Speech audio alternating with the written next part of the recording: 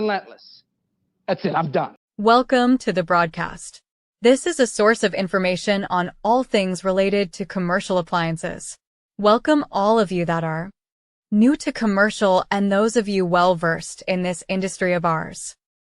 Your host is Mike Reed, a technician who has been in the industry for 32 years, with his beginnings working in his family's appliance business based out of the western suburbs of Chicago. Get ready for a truly interactive broadcast. Have all your questions ready and prepare yourself to truly engage with Mike and discuss ideas on all things related to commercial appliances. Without further delay, here is your host. Yo, sorry about the delay. A little behind today. Refrigeration, always the biggest pain in my ass. We're gonna get this thing started up. We're gonna get this thing rolling. I want to talk about Air King. What I usually do for you guys on behalf of you guys is on a daily basis, I am calling different manufacturers. I'm asking them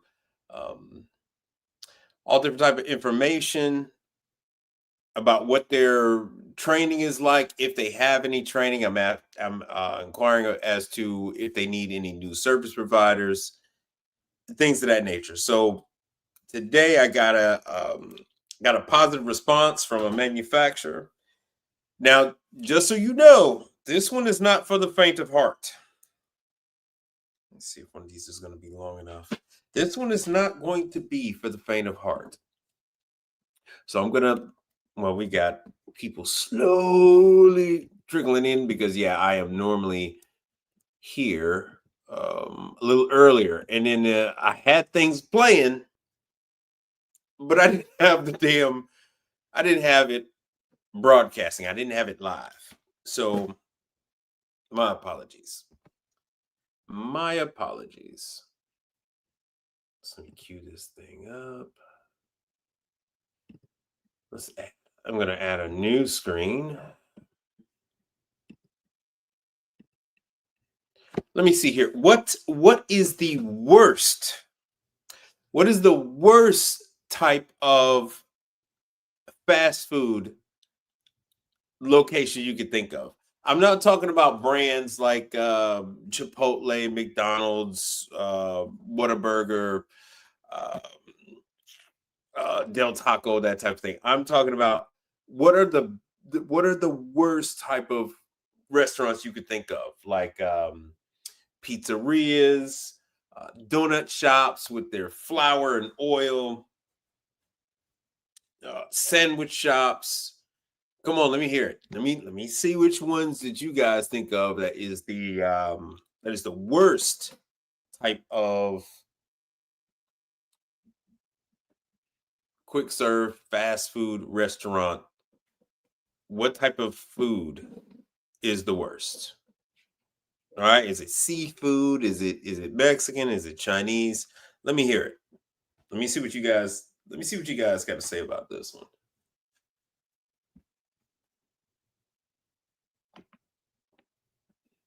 You got to have vision.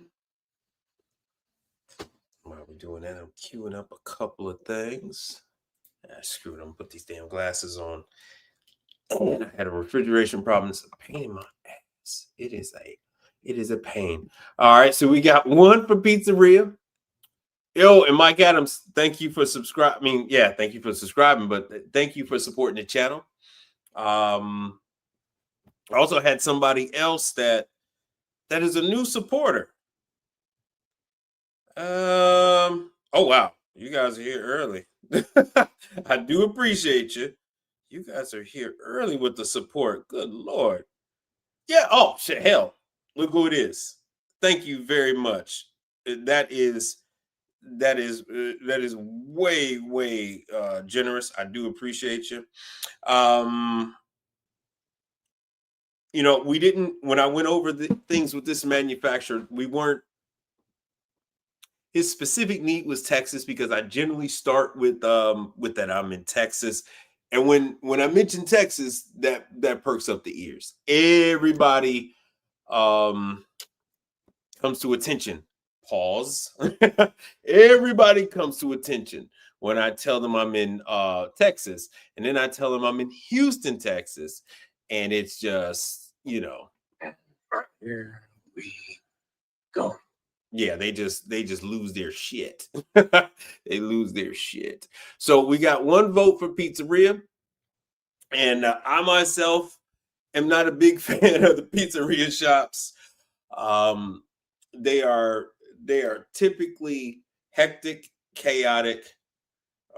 Now, with that being said, you oftentimes will have room in those places to move.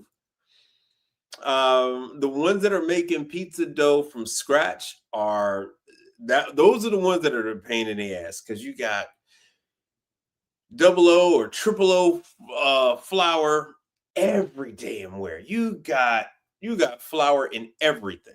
It is a pain in the ass. Then they have the mixers in the way. Pizzerias are one. So for those of you that are slowly coming in, slowly trickling in, we're talking about the worst, and I'm going to lead into it. We're talking about the worst places that you would service. What is the least favorite, right? Is it pizzerias? Is it Chinese? Is it seafood restaurants? Is it Mexican? Is it Tex-Mex? Is it sushi restaurants? Is it fine dining? What is the worst one? And Mike Adams, put in why. Pizzerias are like not your favorite. Let's not forget about how damn hot those freaking pizzerias are. Pizzerias are just stomach curdling hot for no damn reason. So let me see. I got a chance to thank you. Let's see what else we got. And people, what's with all the secret squirrel stuff? You're 9 times out of 10, you guys are using an alias. Very few of us are using our names. So come on with it. Come on with it. Let us know. I mean, I'm not asking you to say Chipotle or Olive Garden or Red Lobster or nothing like that. I'm saying styles of food, concepts. What is the worst ones that you hate dealing with? And where the hell is my thing? I got to tell this person. I don't know how long ago they made this contribution to the channel. So hold on one second.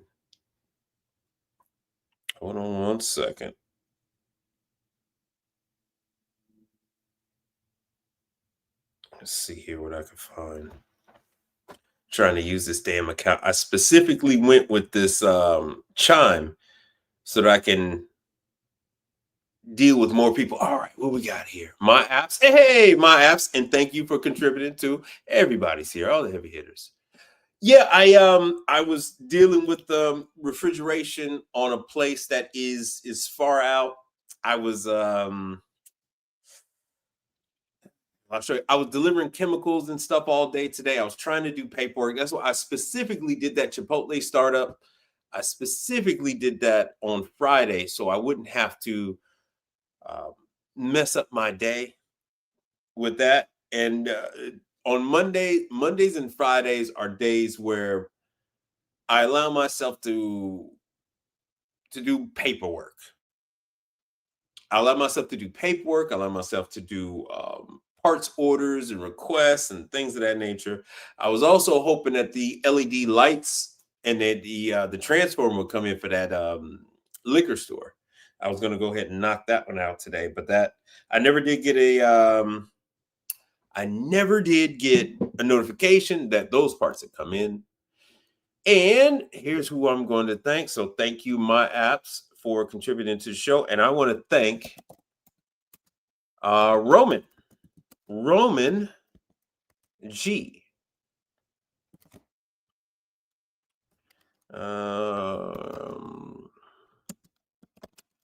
For your all right. And let me pin that.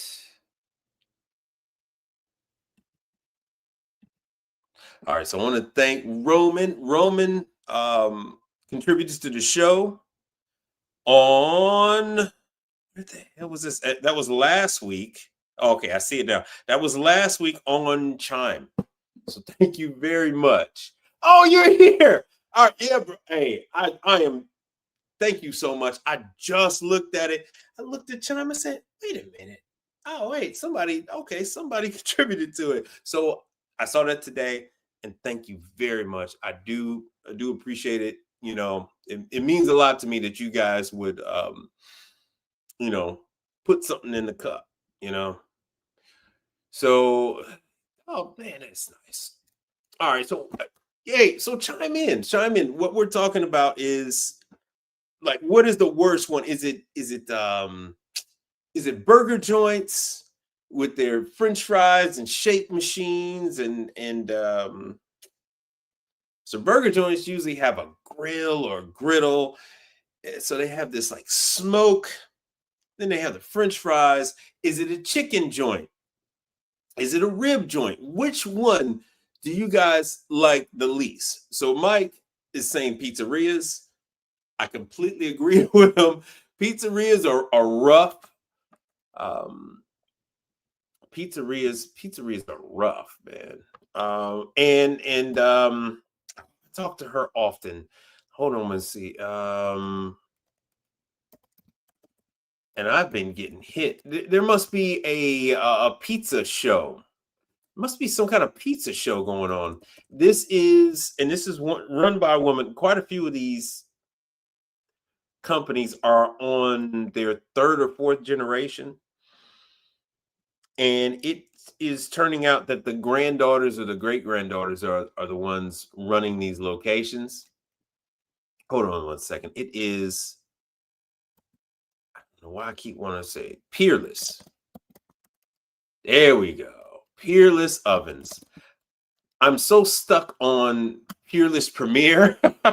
I'm so stuck on Premier ovens that I keep thinking, oh, that's why I keep getting hit with this damn thing. I knew there was a reason why I kept getting hit, man. My feed just kept, on everything I'm doing, YouTube, Instagram, TikTok, everything was giving me all these ovens. So I have spoken with her. It was quite a while ago, but yes, if you guys would like to deal with mom and pop pizza chains, Peerless ovens is a good one. But we're not stopping with that one. Let me give you Peerless's the information for Peerless, because Peerless has done quite a bit of updating. All right, good. So here is, and it's family owned. And it's in the story where it says it's the daughter or granddaughter or whatever, because I've shown this before. Peerless has been around since the 1800s. I'll go to the story real quick. I'll go to the story. 18, yeah. So the Peerless started in the 1800s. If I ever get this damn book out, I'll explain to you guys that every city had their own, because they used to make stoves. They used to make wood burning, coal burning ovens and stoves for, back in the 1700s. They used to make, stoves that you would put your logs in. Back in the UK, they used to burn peat, cow dung, stuff like that. But here we would burn coal. We would burn coal, charcoal, and wood. And then there's the oil burning stoves too. Well, anyway, as that slowly started going out of fashion, these the makers of these devices transitioned into stoves and ovens that we know today. So from that way back beginning to the current time, there are only a few oven manufacturers left from those times. Some went into residential, others splintered off and went into commercial. And this is one of those survivors. This is Peerless Ovens.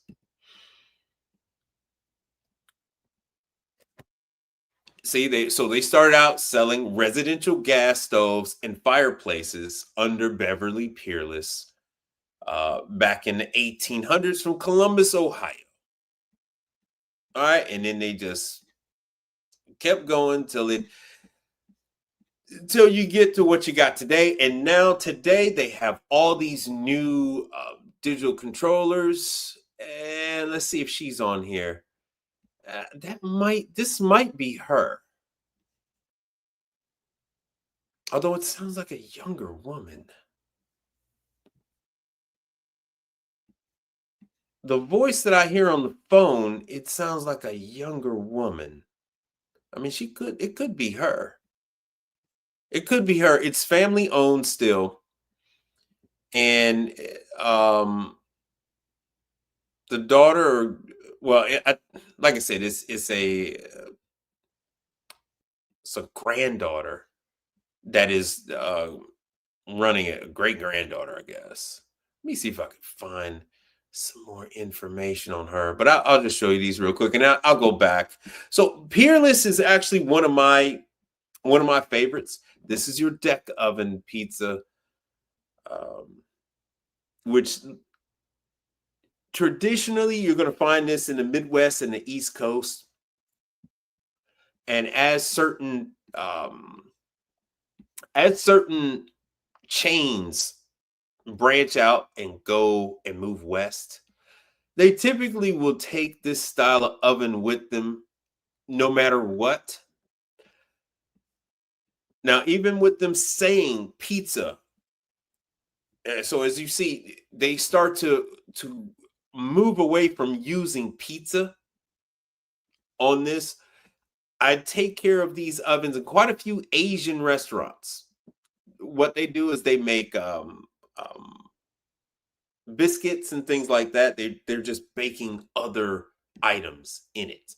They're baking other items in these ovens. So let me go back.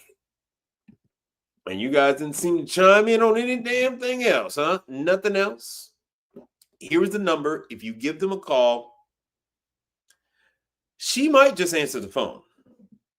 The current family member that is running the company might just answer this line, and you can tell her that you are interested in providing service. What happens when you provide the service? My method, what I do when I come on here, I tell you guys to go ahead and sign up with these factories. You do the work. In return, you are then introduced to a client. You are then introduced to someone. Now there's a level of trust there. They know for a fact you have dealings with the manufacturer. They know that you can call them for help. They know that you can get parts, and you can actually get them another unit. Just so you guys know, this is with 90% of the brands that I give you, you can actually place the order for another item. To these manufacturers, you ordering an oven is no different than you ordering a component. No different. They care not. You ordering a dishwasher is no different than you ordering a pump, or an element, or new controller. Makes them no difference. They would actually prefer for you to sell another unit. Anyway, hold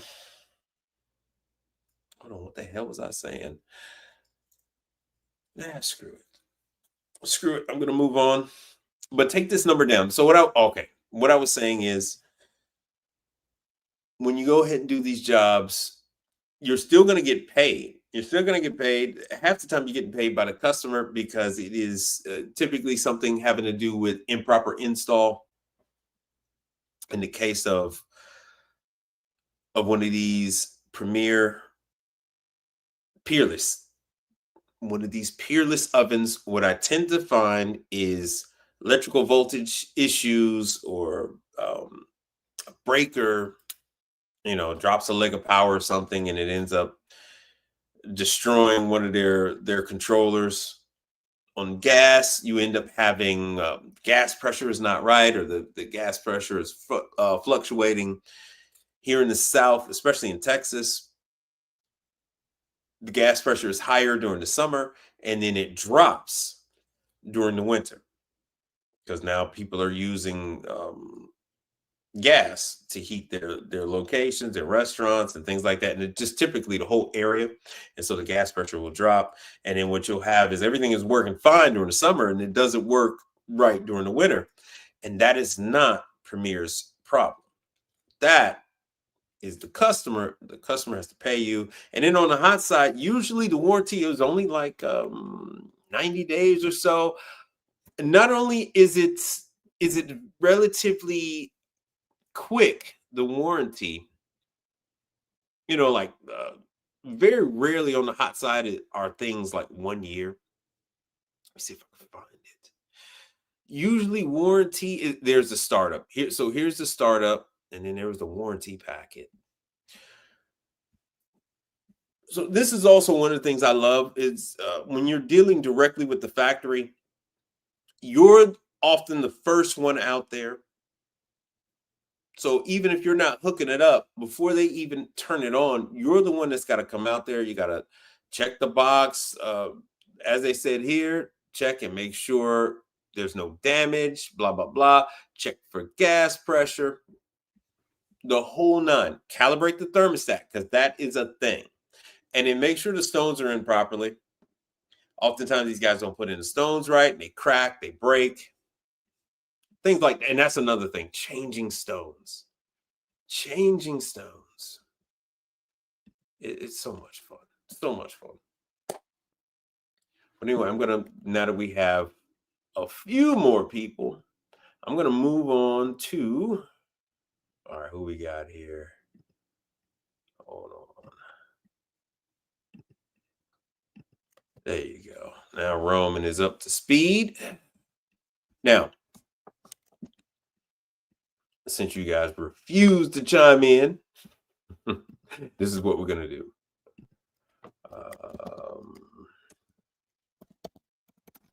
Hair King.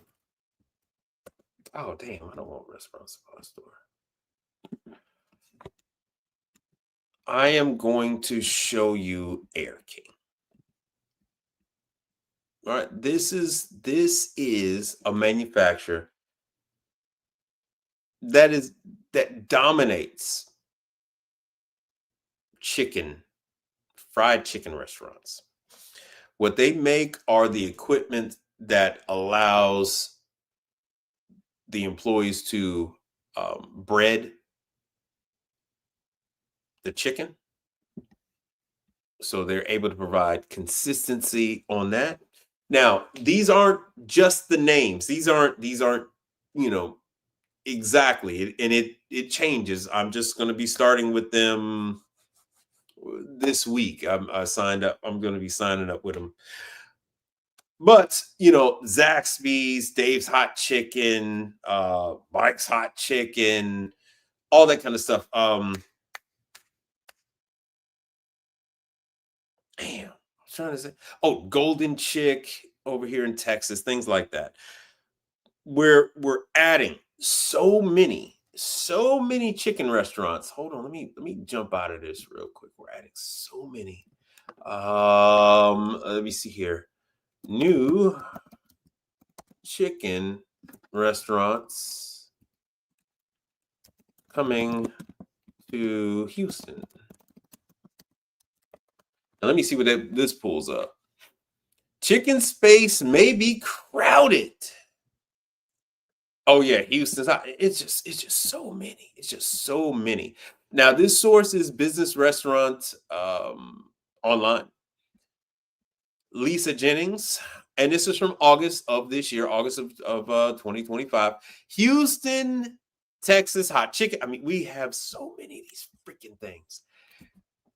Now, for instance, this is the type of equipment that these people are using. Let me see if I can get some more names. Houston, Texas Hot Chicken opened 2021. They're gonna be talking about how, oh, it's the next best thing. Dave's Hot Chicken. Yeah, there's Dave's Hot Chicken. That is now $1 billion. So Dave's Hot Chicken is in Houston. It is because they put $1 billion into Dave's Hot Chicken. Dave's Hot Chicken is coming to a city near you. Believe me. So Dave's Hot Chicken. Let me see what we got here. Oh yeah, Zaxby's. That's right, Zaxby's. You got Bonchons. You have all these different places, and Air King is one of the appliances that they would end up using. So you got Zaxby's, all of these chicken places, and there's, oh man, there were at least 10 that have opened up in Houston. Hold on. Believe it or not, don't be shocked. Don't be don't fall off your chair, but I'm not really big on chicken. Yes, blasphemy, I know. Never was, never have been. I'll do chicken breast. I'll do a chicken chicken parmesan, chicken lemon piccata, but as far as the rest of the stuff, I'm not big on that. Chicken restaurants near me. All right. Oh yeah, Maine Bird hot chicken. Maine Bird. Yeah, that's another one. Let me see if I can get some. Hopefully this thing doesn't take me to. Yeah, Maine. All of these, and yeah, Maine Bird is just, dude. That it is a straight up ripoff of Mike's Hot Chicken or Dave's Hot Chicken. I mean, bruh, it is all running into one and the same. This whole Nashville hot deal. Maine Bird. Yeah, Maine Bird is a thing.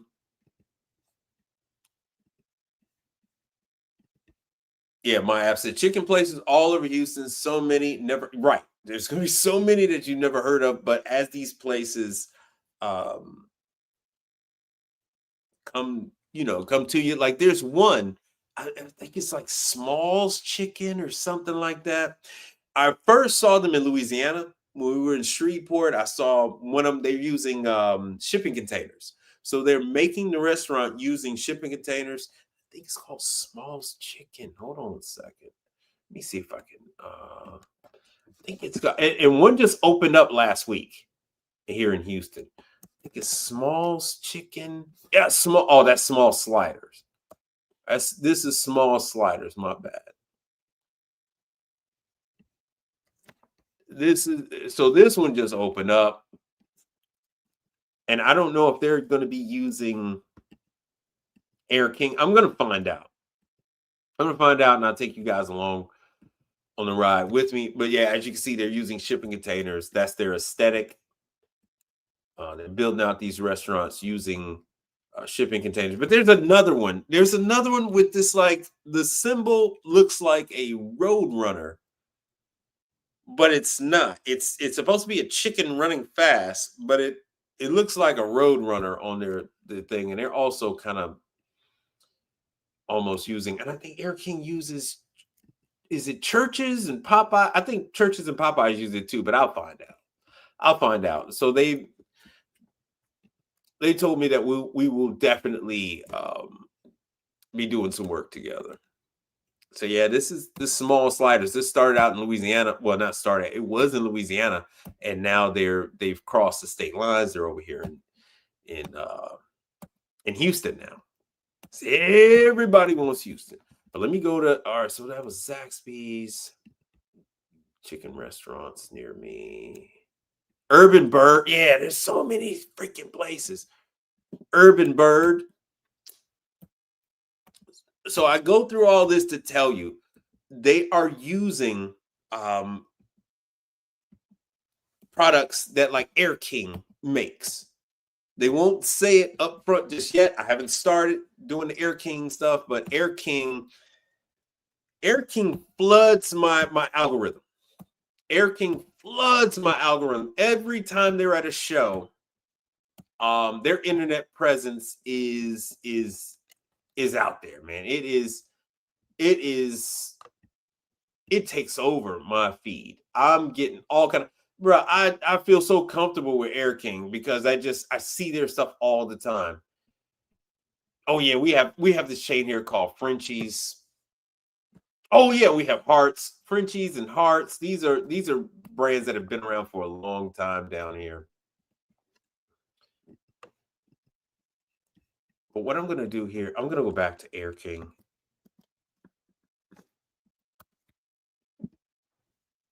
Convenience store equipment. Yeah, I'm going to get into some of this other stuff because there's Crunchies. There's Crunchies chicken. So they might 7-Eleven, Quick Trip, Air King is all over. So this is one of their breading stations. And they've assured me, and I've seen tons and tons of videos, they've assured me that their stuff is like really simple, really easy. It's a lot of you can only put in things one way type of engineering. Technically foolproof engineering. So what you're going to gain by adding a company like Air King to your portfolio is that's going to be your gateway. So you're trying to cover a couple of things. One, you got ice tucked in. So you got ice. All of these chicken places use ice. They're all using ice. They use brands from Follett, Scotsman, Dave's Hot Chicken, Mike's Hot Chicken, whatever the hell. They're using like Scotsman, and that's nationwide. Oh, Lane's Chicken uses Scotsman. So for all you guys that had training with Scotsman, nationwide, these places are rolling out with Scotsman ice machines. So at least if you have your ice machine training down, you've got that tucked in, at least you can get your contracts on cleaning these ice machines and repairing these ice machines. Then you want to get into the back. And then to get into the back, Air King. So Air King is something that's going to be something that you're going to have to go into the back quite often for. Brother Frank, what's happening, Brother Frank? Thank you for that last contribution, bro. I was not expecting that. You get into a lot of ovens because they're making biscuits and things like that. Well, all the chicken places make biscuits, and chicken places are big on warmers. Very big on warmers.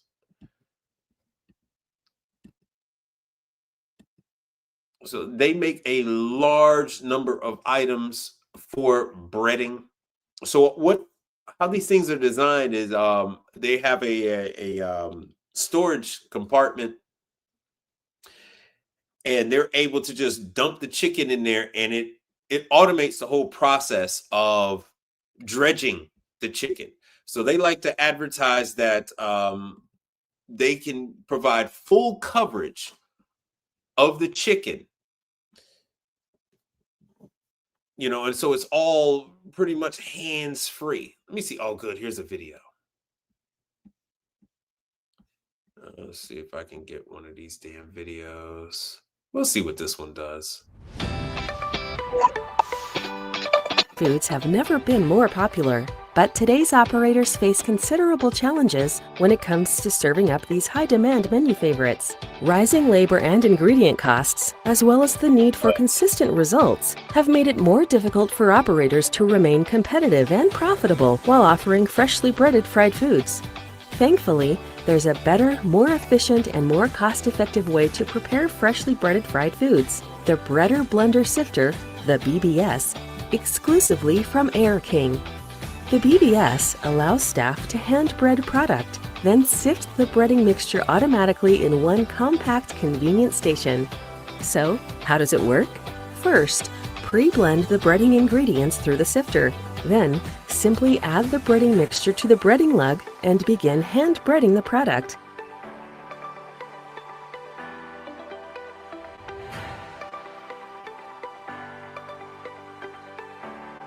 When it's time to sift the breading, turn the unit on and the automatic sifting mechanism goes to work with its unique rotary brush process. Remove the lug plug from the bottom of the breading lug, then scrape the used breading into the unit. The breading will fall to the rotary brush sifter, which acts as an auger. As the used breading moves along, the good breading will fall through the sifter screen, simultaneously blending the spices before ending up in the reclaimed breading pan. The BBS evenly distributes the seasonings and spices throughout the breading, unlike agitation or by hand processes. Finally, dump the reclaimed breading into the breading lug and you're ready for the next batch. The BBS saves you both ingredients and money with every use. In fact, the BBS can help your operation save up to 40% in ingredient costs, a difference of thousands of dollars annually per store. The BBS from Air King makes the entire process quick and easy, reducing the time required to sift and blend to less than 60 seconds. That's a time savings of more than 75% compared with traditional hand sifting, and those savings add up quickly. Over the course of a year, the BBS saves the typical operation an average of 41 days of labor. The BBS's automated process makes it easy to deliver consistently breaded and consistently delicious results with every order.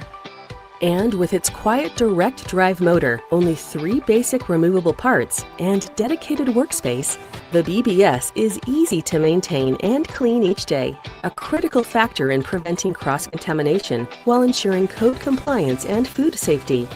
When it comes to configuring your BBS to suit the specific needs of your operation, Air King makes it simple.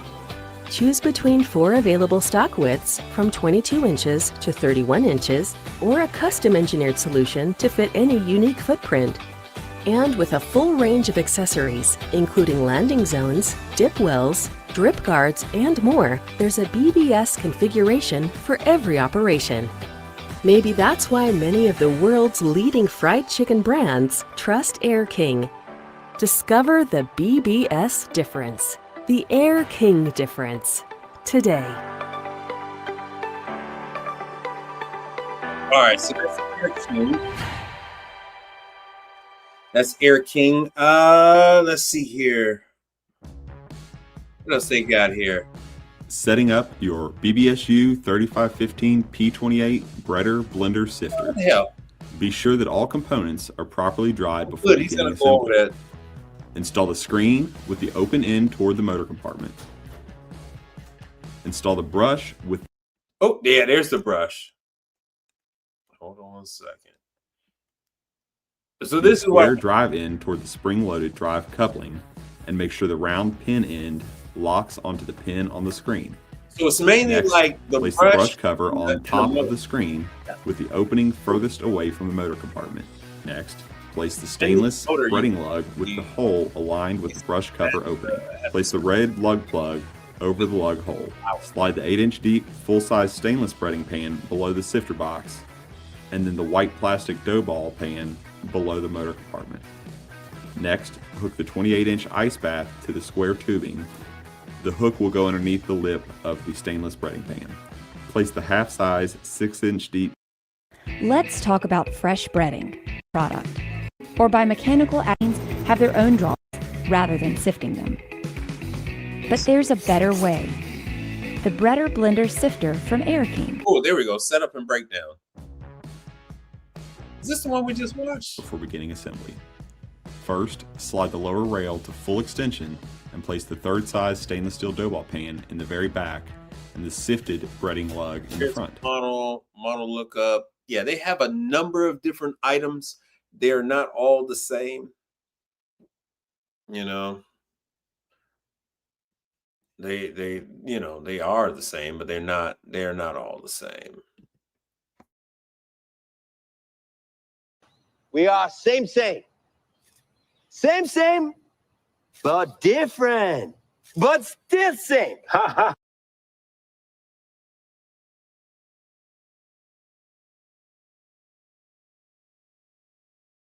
you're doing the same thing.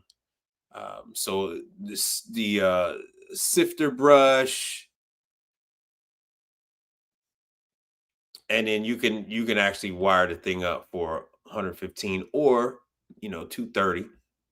And they have the wiring instructions, and the guy told me that they've made them they've streamlined the instructions on how to do it. He said it's very simple now. And like I said, the busier the place, the bigger the unit. Some of these places won't just have one station. Some of these opt to have two smaller ones versus something like this. And it all depends on like what their configuration on deep fryers are. And this is all, sales, telling these people how much it costs and how much they're going to save by doing it. Let's see here. We can look through the parts. So they have all the parts. You don't have to worry about it. So it is not a cheap affair. So even, and the brushes wear out. The brushes wear out. $277. So there's gold in them darn hills. You understand? There's money there. There's money there. Even with them making this so that the customer can easily replace it, the customers refuse to do it. They're like, look, man, that's not my job. That's not what I do. What made me decide to call them is location after location after location. I would go by, I'm there working on the Continental refrigerator. I'm there working on the True refrigerator. I'm there working on the Isomatic.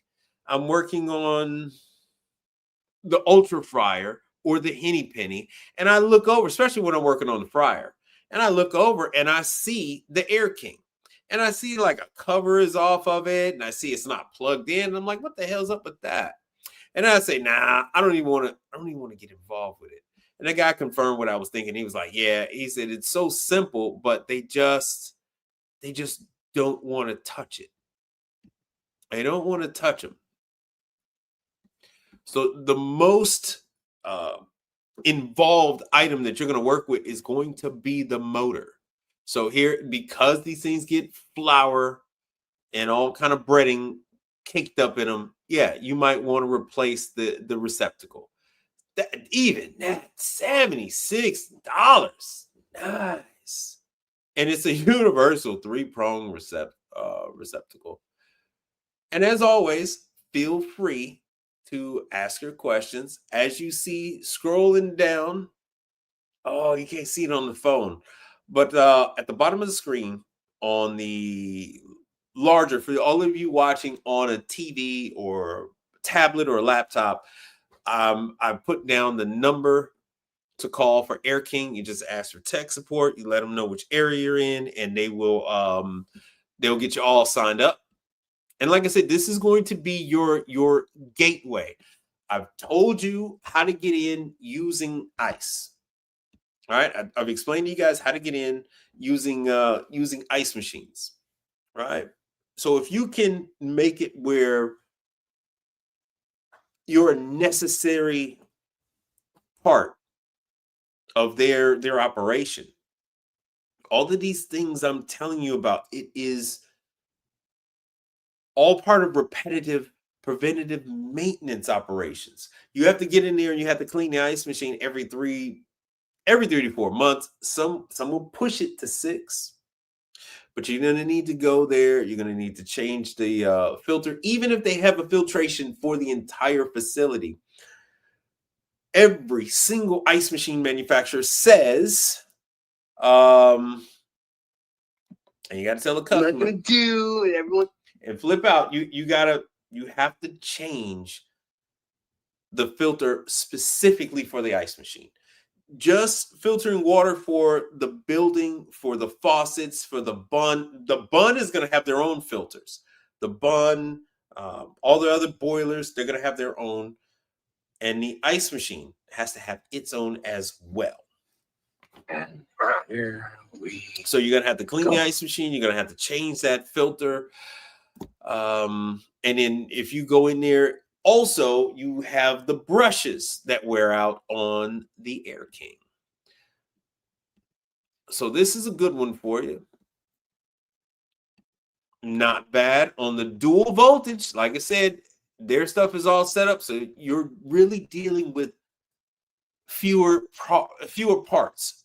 One motor that can handle both types of voltage, one board that can handle both types of voltage. So what does this mean? This means that you are spending less time ordering parts. It means that you are spending less time carrying parts. If you add a customer and they have 10 let's just say 10 locations. No, let's just say they have 6. They have 6 locations. Each one of these is going to have, a breading machine. So you're looking at, let's just say, one ice machine, one breading machine, one ice machine, one breading machine, and let's say about 4 pieces of refrigeration. So you come in every quarter and you're going ahead and taking care of these things and cleaning the flour out of these damn Air Kings so that they can stay running. Checking on damaged switches and cords and all that stuff. That is a very common thing. Why? Because the cord is removable and they're constantly tripping and destroying these cords at all of these places. It's a real big thing.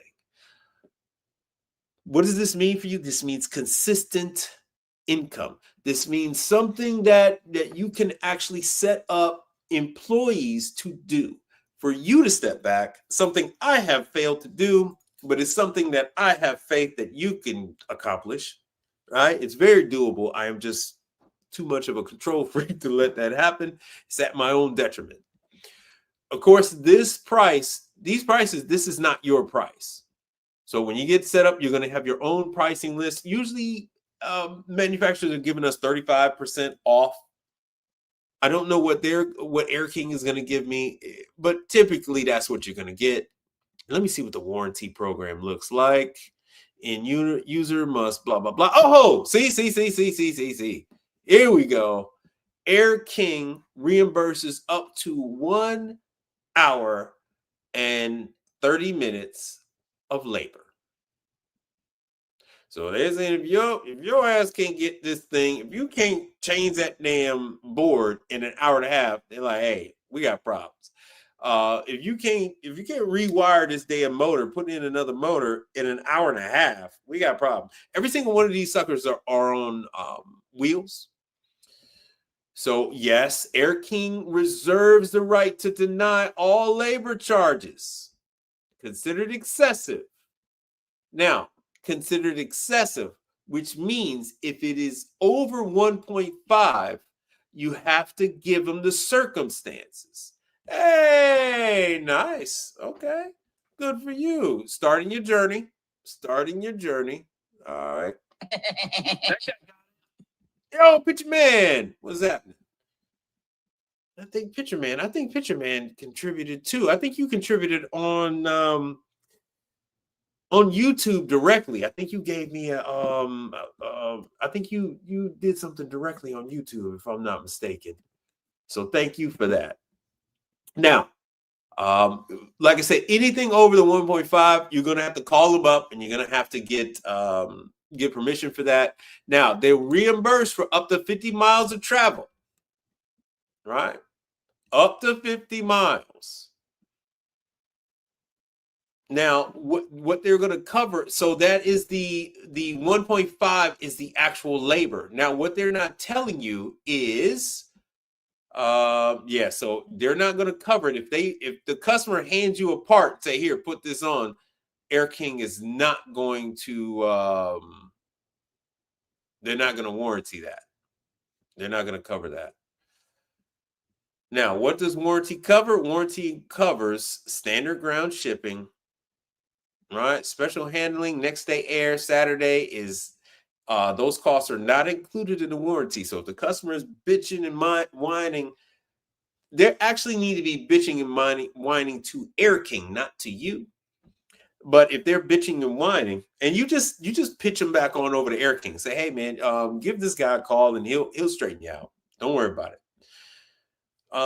Now Air King needs to pay you for the for the travel time. So they will they will reimburse for the mileage, but then you got to get paid for the time to drive to the customer as well. Because 50 miles, that is quite a while. 50, that is quite a bit. So they'll reimburse up to 50 miles travel time. So that travel time is actually going to outstrip that labor time. You guys do understand that, right? The travel time is going to be, it's often going to be more than the, oh, great, thank you. I really do appreciate that. So the travel time is going to be more when it's 50 miles.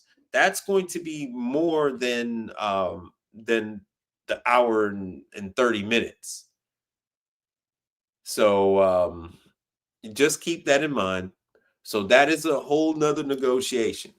That is the mileage that you have to actually pay. If it's 30 miles, they got to pay whatever your dollar per mile, whatever your mileage is. Like I'm COD wise, I'm $3.50 a mile. Warranty, I'm about $1.25. So it's two different pricing. Warranty pricing is always going to be less than what the manufacturer is. I mean, what COD is. So COD, $3.50 a mile, that whole thing. And that's something you gotta keep in mind. Something you gotta keep in mind. Back to it though. So they got to pay you for the drive. Parts are covered 90 days. 90 days. All right, replacement parts are covered for 90 days. So if you go out and they destroy the plug, that plug I showed you that's $75 or $80 or whatever, they go ahead and destroy that plug. Air King might just say, yeah, we'll cover it. But guess what? They destroy it again in 60 days. Air King says no. And then guess what? Those people are going to have to pay you for that part. They're going to have to pay you for the travel. They're going to have to pay you for the labor, the whole shebang, the whole thing. All right, this warranty, non-prorated replacement. Warranty begins on the date of install or from 60 days from the date of shipment, whichever occurs first. So it is a 12-month warranty on the parts. And look at here. So from the time that we'll just start from the time your customer serves their first chicken strip. Oh yeah, because there's that Cane's. I forgot about Cane's too. From the time your customer serves that very first chicken strip, it's only 90 days. Now they'll cover the part for a whole year, but only 90 days will Air King cover your labor, your mileage, and all that other stuff. After that, the customer has to pay your service call fee.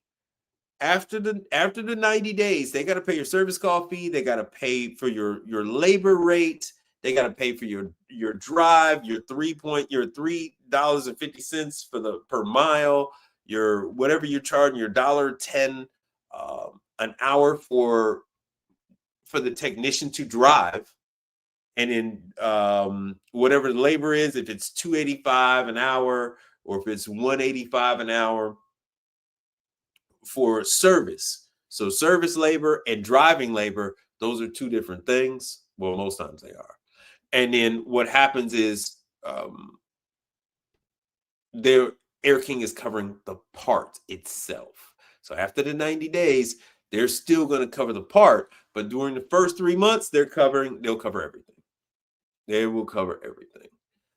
So yeah, labor only performed during regular hours. That's not Saturday and Sunday. That's not Christmas. That's not Thanksgiving.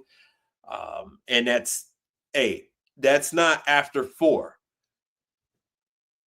You must arrive at the location, right? You must arrive at the location well before 4, because by the time you finish, it's 1.5. So if it's taking you an hour and a half, and if you got there at 4,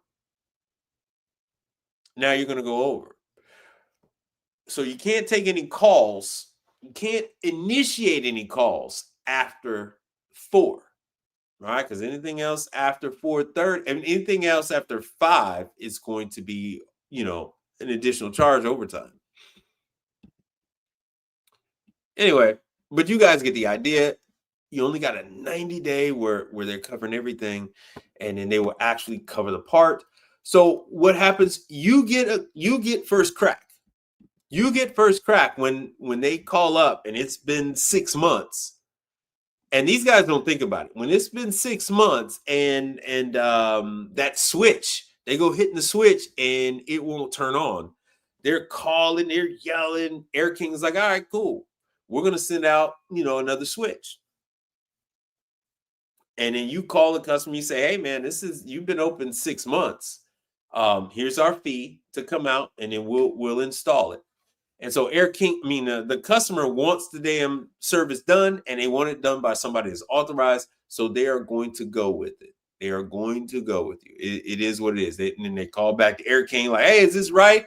They say, yeah, man, you've been open 6 months. We're providing the part at no charge. We're shipping it out at no charge, but our people have to put it on. And then they say, fine. I don't think this is right, but go ahead and do it. And that's typically how they whine and cry about it. Let me see here. I'm trying to get you guys the email address. But for those of you that have contributed to the channel, I have the guy's email address. If you would like to, here's the marinators and stuff. They have so many other pieces of equipment. It isn't just that. You could take a look for yourself. Let me give you guys the link to Air King. Let me give you guys the link to it. But there is a method to my madness. To everyone that wants to go out and do your own thing, everybody says, hey, I want to start out doing refrigeration compressors or whatever. So, hey, you're on your own. My system, my method is to start with ice machines. My method is to start with ice machines and let that be your gateway. Let that be your entry to customers. Make sure you sign up with manufacturers. Sign up with as many as you can get done. All right. Every day you should send out your information to a new manufacturer. You should be reaching out to a new manufacturer every single day as a new service provider. This is how you advertise. This is how you get in front of new customers.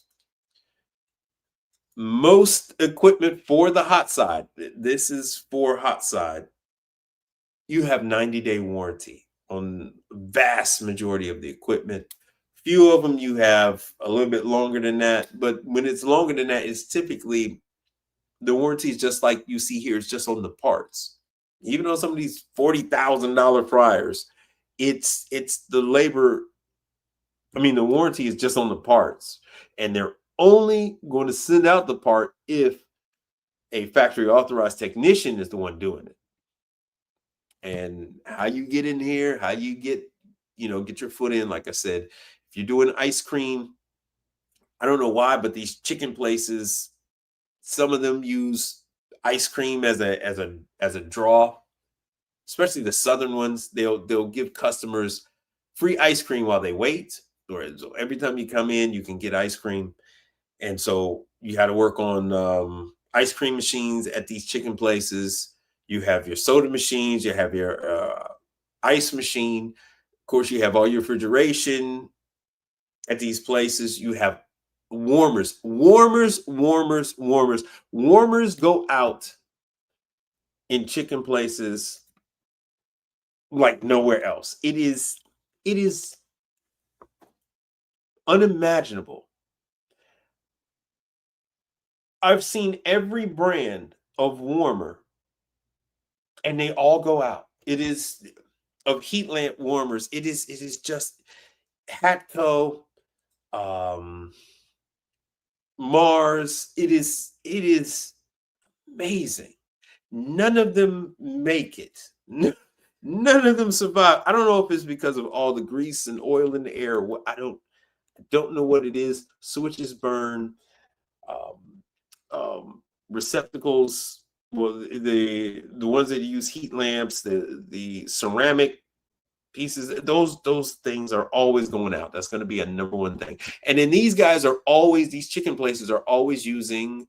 I'm gonna flip back. I'm gonna go back to Air King in a minute, but they're always using warmers.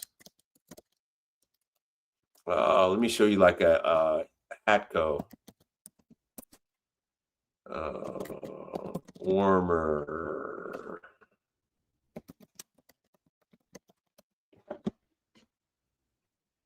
So like this Hatco Flavor Seal. I tend to find that this is a very I couldn't have done. Look, man, they're showing you this for a reason, because this is typically what I see.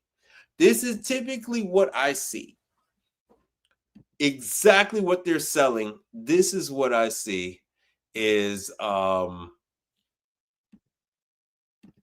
hell? Let me take that off. Yes, they can put pizza in these. Yes, they could put patties. They can put calzones in there. They could do a number of things, warm pastries and whatnot. But most times you're going to find a very, very similar configuration to this, where you're going to see the fried chicken in there or pizza in there. And what this Flavor Saver does is it actually has a chamber at the top where you fill the water. See this? Most of the time, the water is not filtered properly, and it ends up causing a number of issues. You might have seen some of the lives that I've done where I've worked on some of these Flavor Savers. It corrodes the thermostats. It corrodes the heating element. They use this heating element looks like a rod. It's a silver. Let me show you. Atco Flavor Saver heating element. And changing the thermostat and the fan motors on that is a bitch. Oh my God. But anyway, once you get sucked in, man, you're going to get sucked into this world. You're going to get sucked into this world. Let's see if we can find one. I've had some of these heating elements go bad on me, mainly because of the water and the wires. I've had a high limit go out. Ugh, man, it's a pain in the ass to change. Infinite controls, I've had some of those go out. Never had a low water board go out. Oh yeah, there's the light bulbs. Thermostat control, I've had one of those go out on me. Here's the switches, the toggle switches. I carry a number of these damn switches. 6-way, 4-way. What is this? Yeah. I carry a number of those switches because they're always going bad. There's the level probe for these suckers.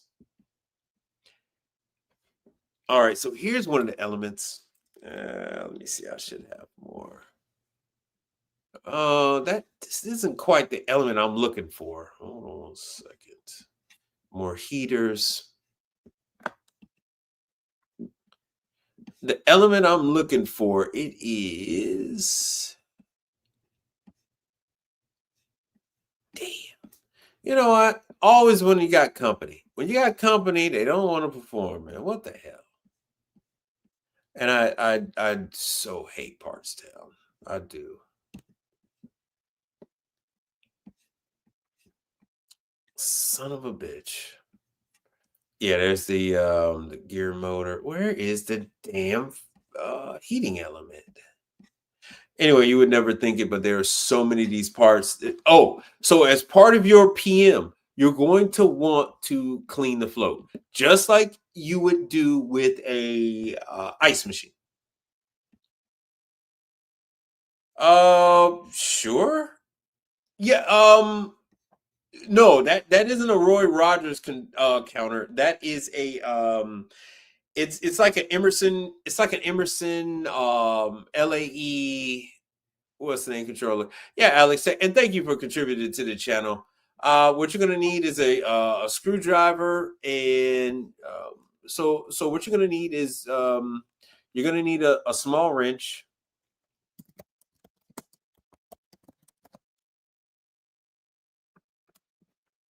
You're gonna need a small adjustable wrench.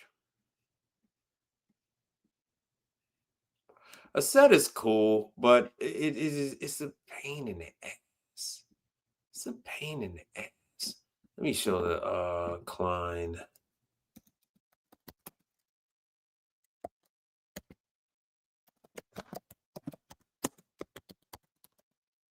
So 3-inch. All right, so you're gonna need one, like I keep showing it over. I keep showing it over and over again. You're gonna need one, a little 4-inch custom grip. You're gonna need one of these. Now, one thing that I have found useful when I work on these flavor savers and the other ones is I use my 90.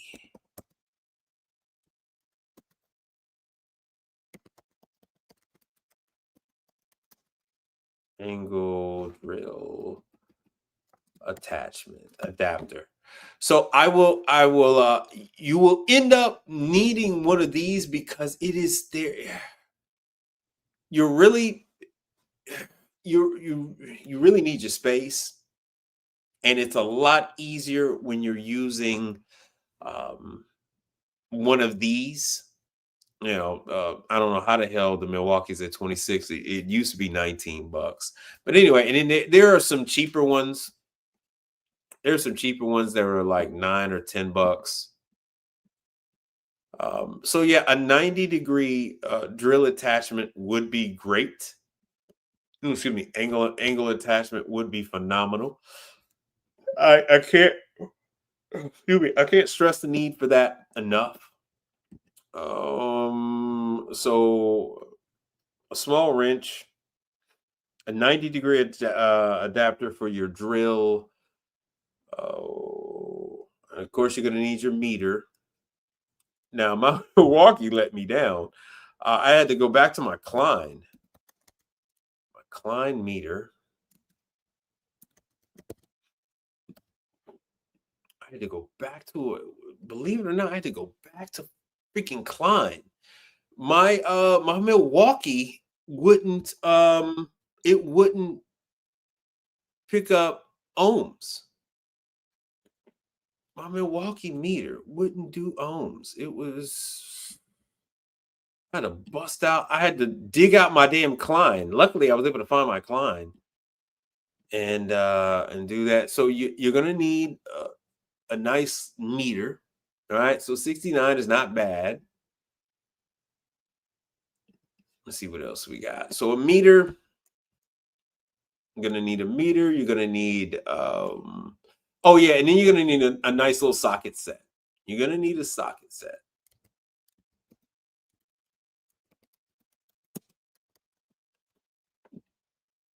What I typically, and the stuff that you're dealing with is going to be on the small side.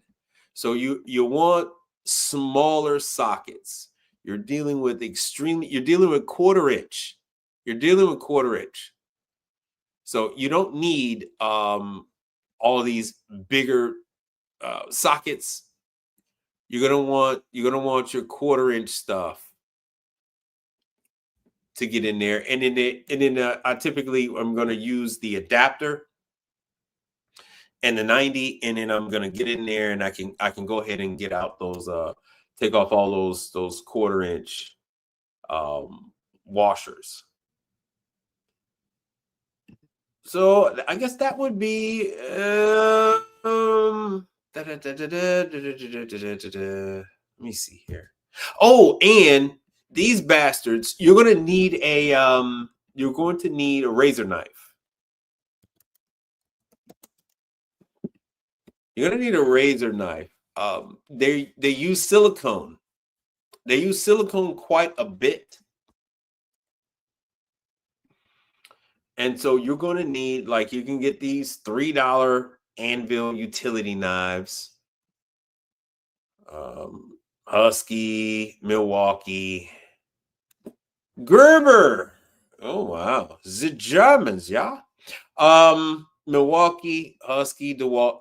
Just any utility knife, razor knife. You're going to need that because they often...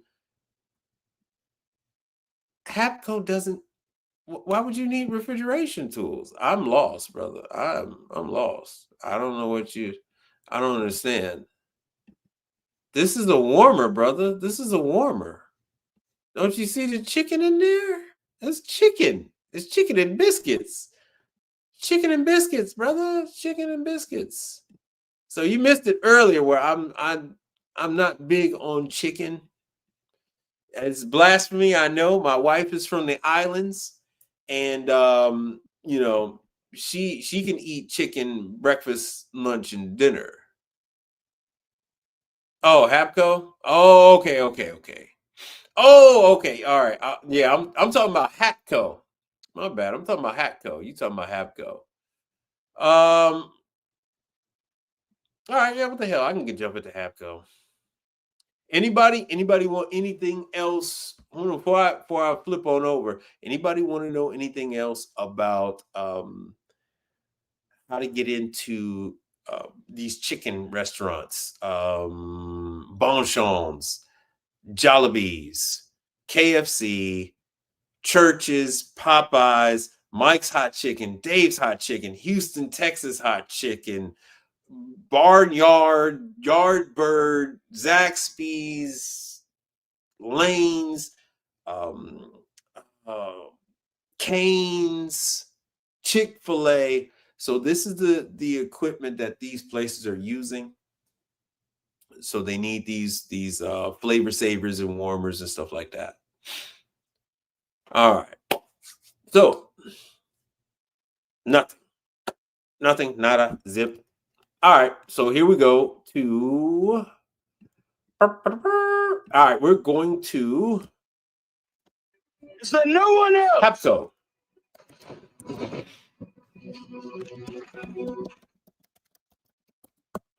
Hapco refrigeration.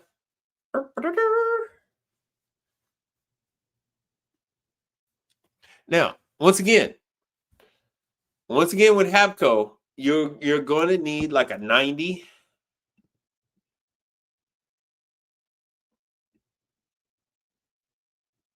My apps, I told you, brother. All right, so they got warmers, the lamps. Hold on. The chicken places have ice machines. They have ice cream machines. They have ice machines, ice cream machines. They have refrigeration. So Continental is big with these chicken places. True is big. Delfield, not so much. Continental, True. Continental, True. And as far as with the fryers, you're going to see a lot of Henny Penny. You're going to see Henny Penny. You're going to see Ultra Fryer. You're going to see Pitco, and then at the bottom of the list, last to be chosen, you're going to find Frymaster. Frymaster is good for French fries and fish. but it is not on the chosen list when it comes to proteins such as chicken. It is not big for chicken. So, that's for chicken, it's Giles for grocery stores and stuff like that. And you got the Air King. Now, and then we'll go back to that, my apps, if we need to. But what you're going to need for Hapco, what are people asking about with Hapco? Hapco are cassette units. So how Hapco works is all the refrigeration is down below. It is a cassette, pretty much like what Everest is doing now, where you have the compressor, you have the fan motor, you have everything down below, and it pitches the air up into the cavity using channels along the back to provide a steady air curtain inside the unit, which is why beverage places love it, beverage distributors, and pharmacies. They like Hapco because it is very solid when it comes to providing even flow of air. And then they also use a glycol. They use like a glycol solution, and they put the temperature probe in that glycol solution so that they get a steady temperature reading. They don't get any fluctuation. So everything is in there. You will not do any refrigeration work. There is no refrigeration work that you do on a Hapco unit. What you do is you pull the cassette out, you disconnect the wiring, and then you reconnect the new wiring and push it in. So it's too compact for you to do any type of work. It's a lot of old school coil, like that stainless steel evaporator. I mean condenser. My bad. The condenser. Keep saying evaporator. So you're not going to do any because it's owned by the Chinese. They're not going to have you do any refrigeration work because it's not worth it. So anytime you're doing work for Hapco, they overnight the parts. And when I say the part, it is either going to be a condenser fan motor, a controller, or the entire cassette. Why would you do a leak check? I'm lost. What are you doing a leak check for?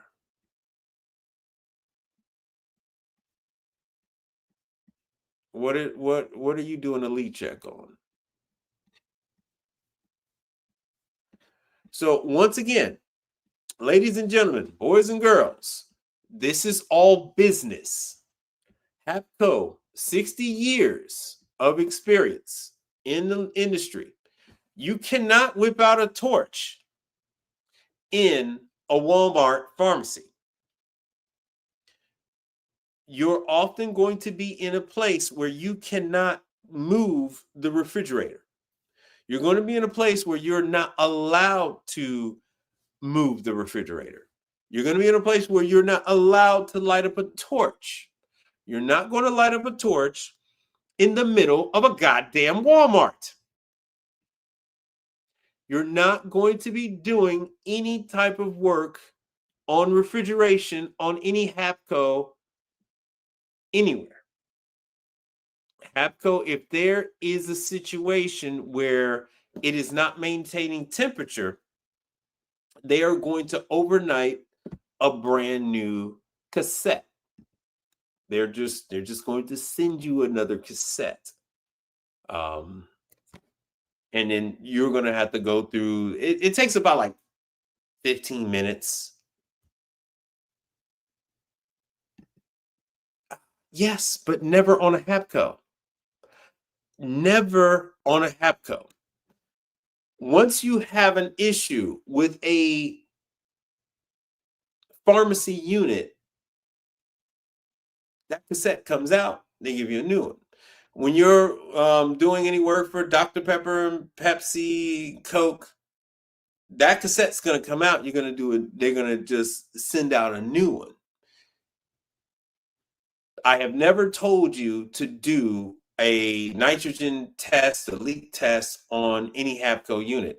Now, if you're doing a HAPCO unit and it is, let's say it's older, HAPCO has nothing to do with it anymore, then knock yourself out. You could do a leak check. It's just a refrigerator. Everything is just, instead of it being at the top, or instead of it being where the compressor and the condenser is at the bottom, and then you've got lines running to the evaporator, everything is, it's an air conditioner. Everything is all in one. So you have the compressor in the front, you have the condenser coil in the front. Let me get a video of it. And then there's a wall, and on the other side of that little wall is the evaporator. And that's where you have another fan there, and that fan blows the air back, and it's inside the cabinet on the other side of the wall, and it has nowhere to go but up. And so the air just goes up through the channels in the back of the cabinet, and that's that. So no, I mean, can you fix one? Can you do one? Sure you can. But you're never going to do one for Coke, Pepsi, Dr. Pepper. You're never going to do one for at Walmart. What's going to happen is you're going to just take care of you're just going to take out the entire unit. And I don't want to bring one of those in here. If you look at one of my videos from 4 years ago, you'll see one on the screen of it. I did a whole thing. I put one on there it is right there. I have put one on the living room table. So there it is right there. And there's the wall. On the other side of the wall is the evaporator. So yeah, because they're $290. But he's not gonna have you do any work on them. They're all R290 because that's what it is. Guys don't even want to. Reason why he asked you that because guys don't even want to touch R290. They're like, oh, they're going over there. It might blow up. So guys will use that as an excuse not to even deal with it. So here's the unit right there. It's an air conditioner. Okay, it is an air conditioner. As you see, it uses wire nuts, which I don't know when they're gonna go to Wagos. This stuff is made in China, and then they're shipped over to Canada, and then from Canada they ship it here. But it's way more efficient for them to just overnight you the unit. I mean, the compressors over there in China probably cost them like $5 or $10. The fan motor probably cost them $5 or $10, and then they have the stainless steel over there. And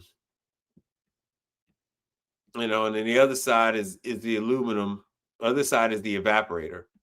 And so that is that, brother. That is that. So that is all there is. Let me see if I can find. Yeah, that's it. That's it. I don't even know if they sell. I don't even know if they sell the I don't even know if they sell the condenser unit, the whole condenser unit. Let me see what he got with scratch and dent. Because all that scratch and dent unit is units that they actually, they were refused when the truck showed up and they were damaged, and so they just took them back. But yeah, you're just going to take it back. Yeah, you're gonna need a socket set. You're gonna need a socket set. You're gonna need wrenches. You're gonna need pliers, and you're going to, because it has wire nuts. Because it has wire nuts, it's hold on. Is it about?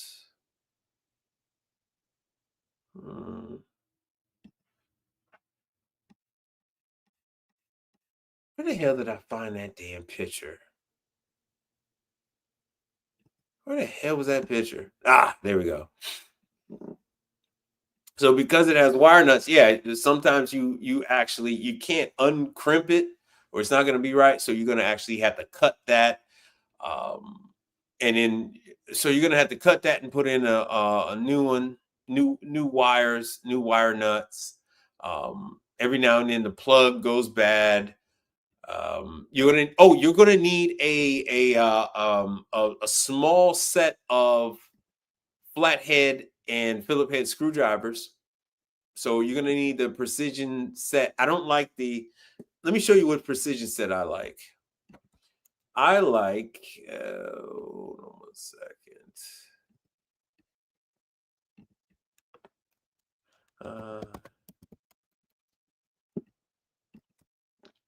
I like these. Hold on, let's see what we got going on. Bah, there we go. I like these.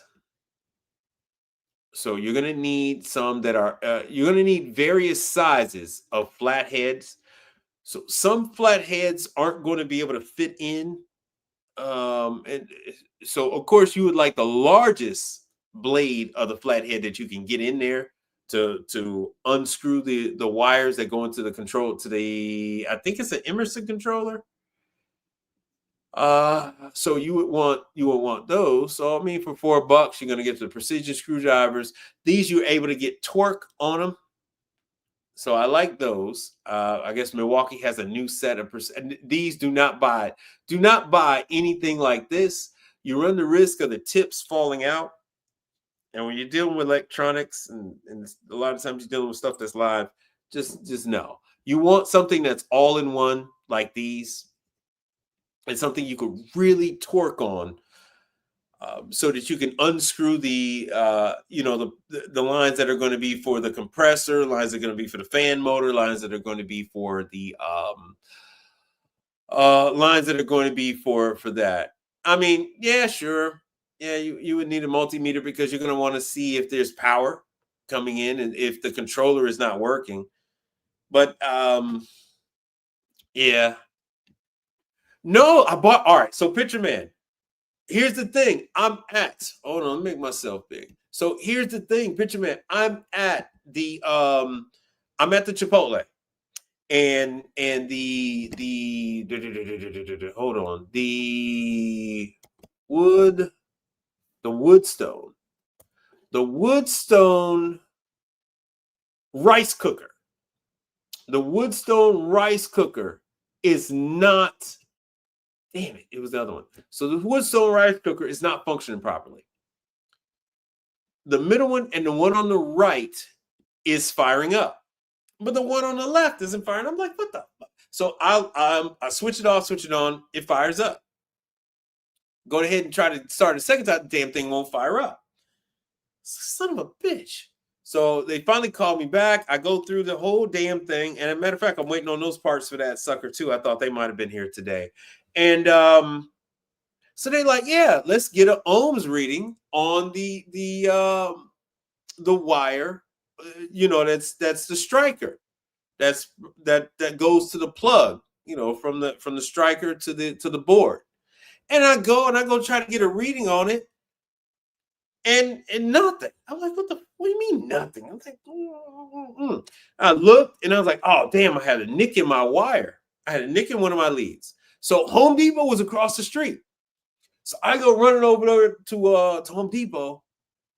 And I finally Home Depot had the replacement leads for the Milwaukee meter. So I'm like, cool. So I grab it. Had the little girl help me out to check out, put in my stuff. And I go run across the street again.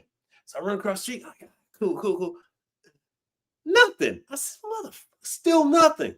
And they're like, and the meter I had is generation 1, and it had no auto selecting feature or any of that. So you put it on ohms and nothing.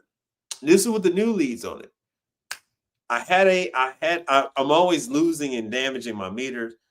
So I knew I had a cobalt meter somewhere. So I went to the truck. I went looking for my meter, and I finally found my client again. I was like, oh damn, found my client.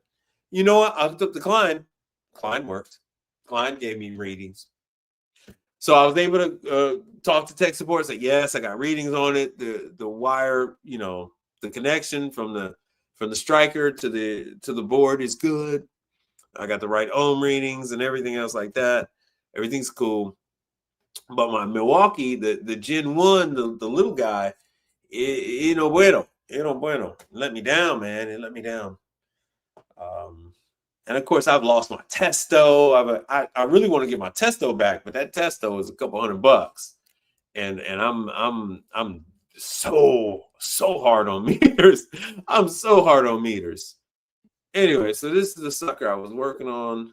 Let me see if I got it. And this is one of the things I went over this on. Oh, I didn't get a chance to go over it. Oh, there it is. There it is. Hold on one second. Hold on. Let me drop this and stop the screen and share the screen. Can I go over typical Hapco? Sure. Yeah, it'll take like 3 seconds. That's cool. So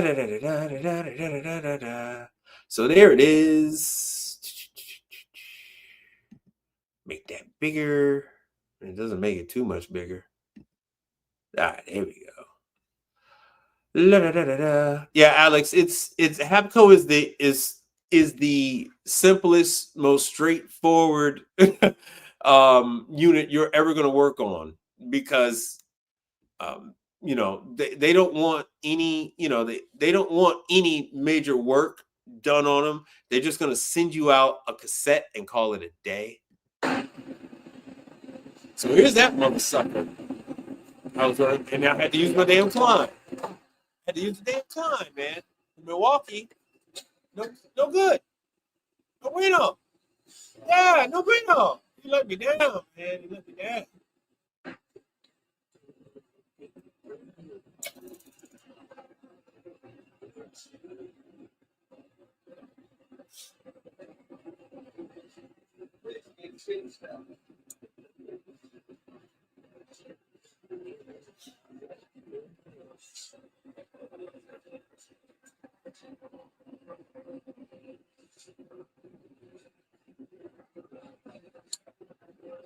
Turn it off, turn it on.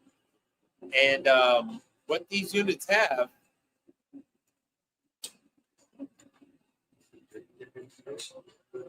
is they have an indicator light.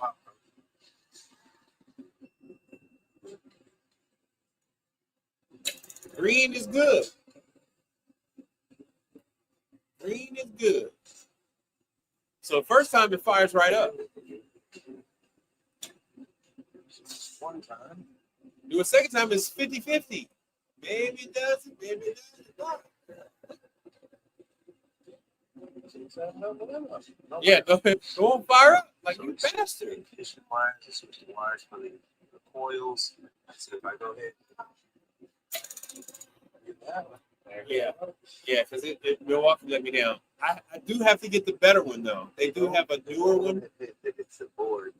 Yeah, so I switched all. I tried all the other components. I swapped everything out, and it's the board. Everything else has been swapped.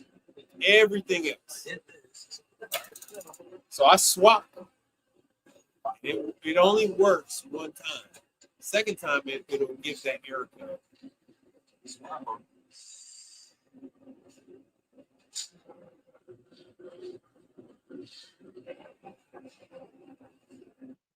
Anyway, so that's that. That's when I go to these locations. There's H&K. These bastards didn't have in the right plugs.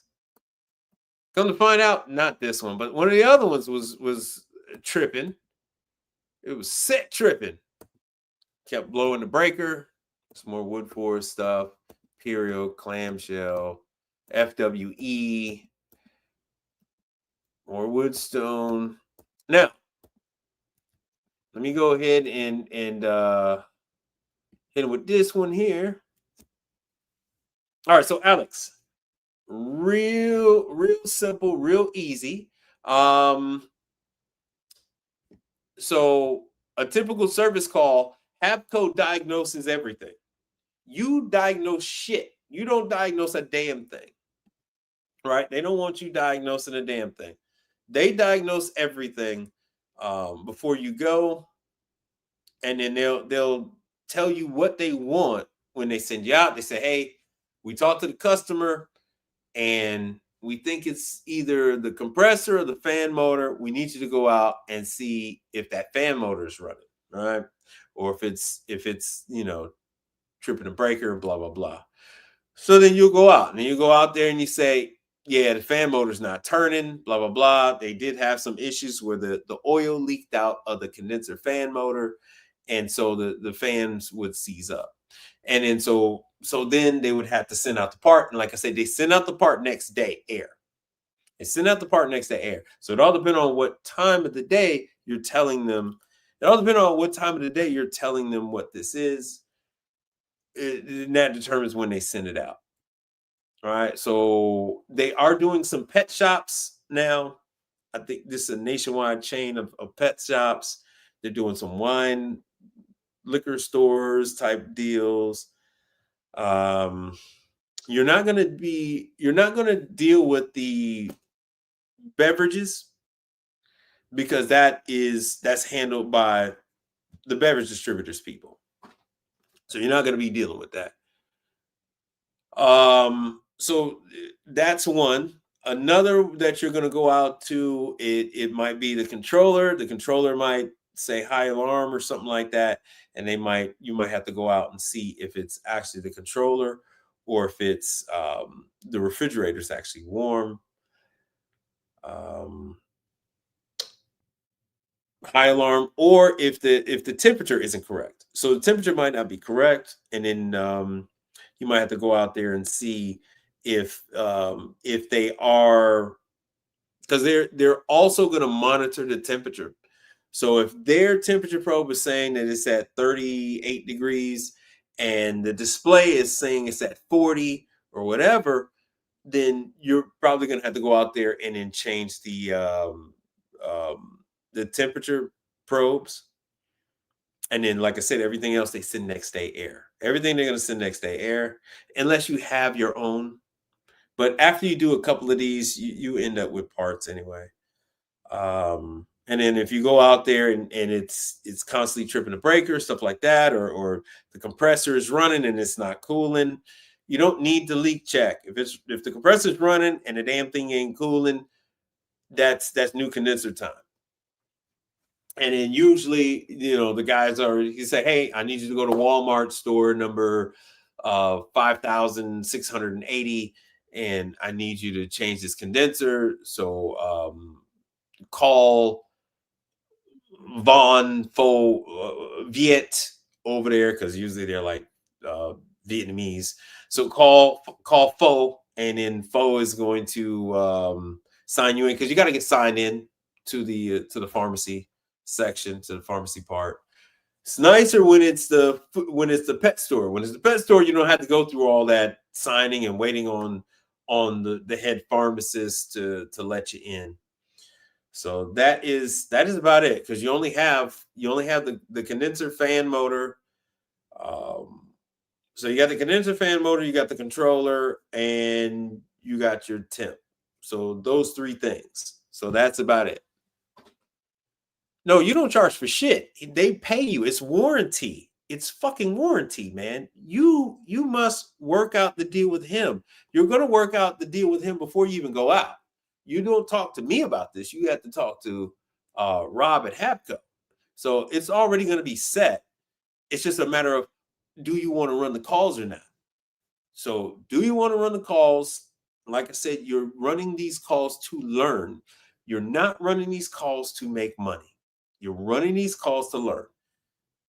This is going to be your entryway, your gateway into refrigeration. So this is how you're going to learn how to deal with the controllers, with I think it's Corel. I take it back. I think they're using Corel controllers. Hold on one second, because I covered all this on the damn YouTube channel. Hold on a second. Hold on one second. Yeah, you have to. You only have like two situations. Either you change the condenser or you're going to change a component. And if you change the component, it's all the same time, any damn way. It's a cassette. It's a cassette. It's a cassette. I don't know if I told you this before, but it's a cassette. It's a cassette. So everything just pulls right out because it's a cassette. Hold on a second.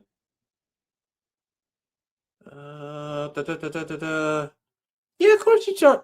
It's all, brother, it's all set up. It's all arranged. That is 90% of the time you're going to do 2 visits. 90% of the time. What is my number one rule? Do not go far. Do not take the, oh yeah, I need to add it. Do not go far. Let me drop that. Let me add. So you're going to want to go back to, let's see here, to one of my first, like the first year. Come on, man. Come on. Yeah, you're going to talk to Rob about it's all, whether you go 1 time or 2 times, it's all the same price. It's all going to be the same price. You're not making money off a warranty. But right now, you don't even know how to work on a controller. You don't know how to do any of this stuff. How the hell else are you going to learn? Oh, let me see here. Oh, yeah. Oh, damn. I got to go all the way down. Yeah, let's go all the way down to the beginning. We're going to go all the way to the beginning, and we are going to look for this one that I have here.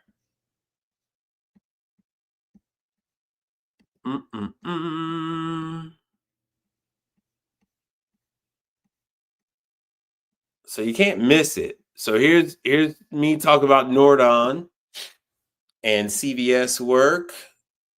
As me talking about Mark refrigeration, how to get grocery stores, Bun, Conap refrigeration, Garland. See, this is so long ago. It's before the hair. Oh, it should be labeled Habco.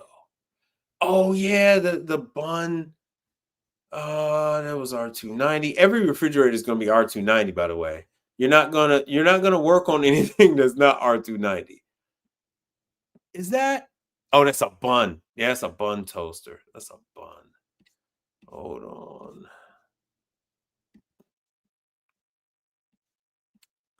We are getting close. We are getting close. And all this stuff is me talking there. I'm talking about Turbo Air. IDW. I was just working on a fucking IDW today. Here's the Chick-fil-A, and this is from 2023. 2023. Free compressor training, more IDW. What the hell?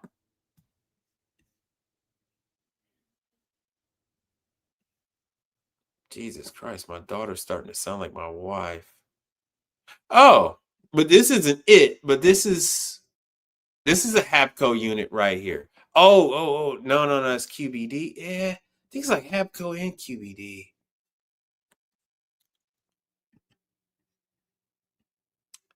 Oh, hold on, let me see if I can search. Habco. There it is. A simple search. What year was this? What year? We'll play the damn thing. Hi, my name is Mike Reed, and this is my channel on. Oh God, I can't. All right, so there it is right there. I had it in the living room. I'm showing you the controller. Right? I go over the whole damn thing. Man. Right, thank you. Right?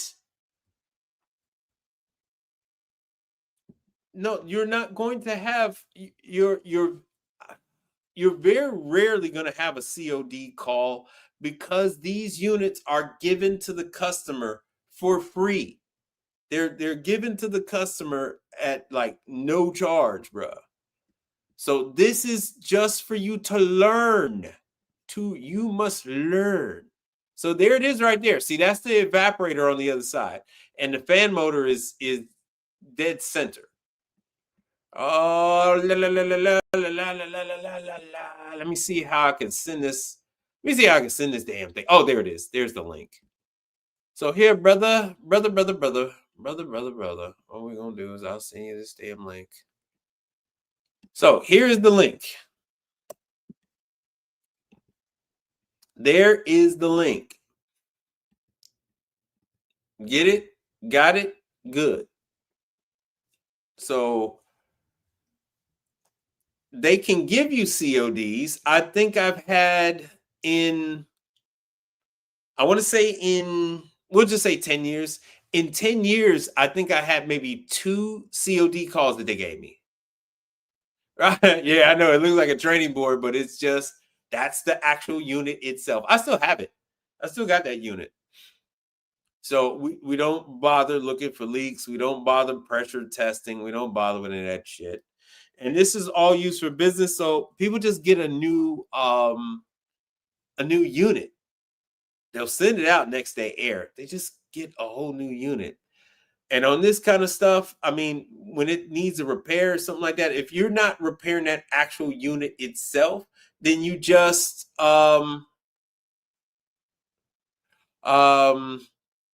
you know what I'm saying? It's like, what are you doing?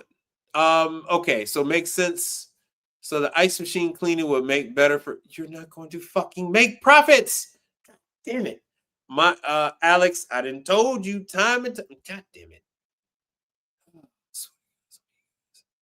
Hold on 1 second. Hold on. Alex, I done told your ass time and time again.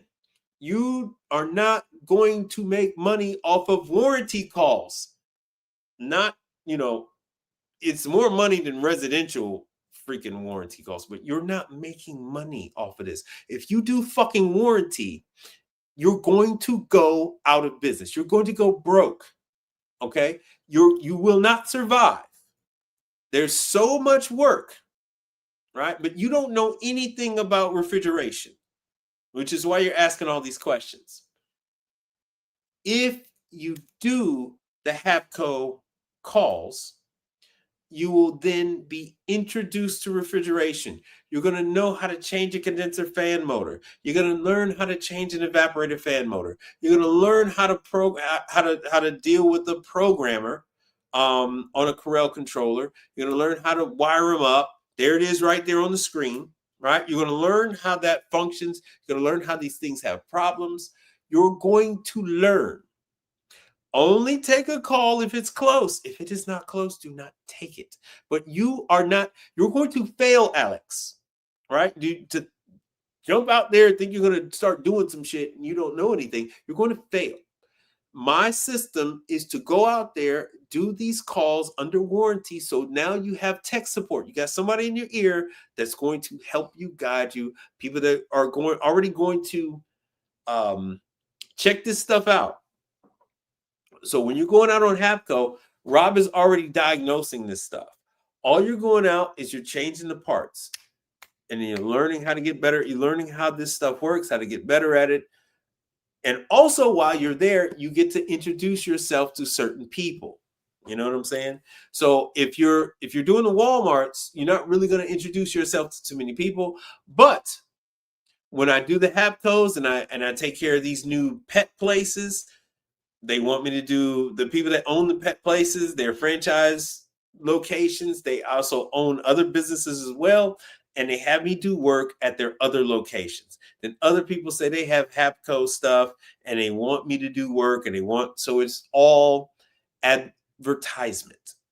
But I gave you the link to this video and I'm telling you this is all the information. So this is your training. You have no other way of getting hands-on refrigeration training. No one else is doing it. That reminds me, I need to look up Delafield. No one else is doing it. So this is your only opportunity. So this is it. I'm telling you, this is it. And Alex, what the hell do you consider a profit? How are you talking about profit before you even learn anything? You're not going to be making any profits until you learn. You're going to have to learn this stuff first. You have to learn this stuff first. So these are one of the things that you're going to go through. So you need to learn what it is to change Corel controllers, how to wire in Corel controllers, and you're going to get paid to do so. So Alex, have you done any ice machines yet?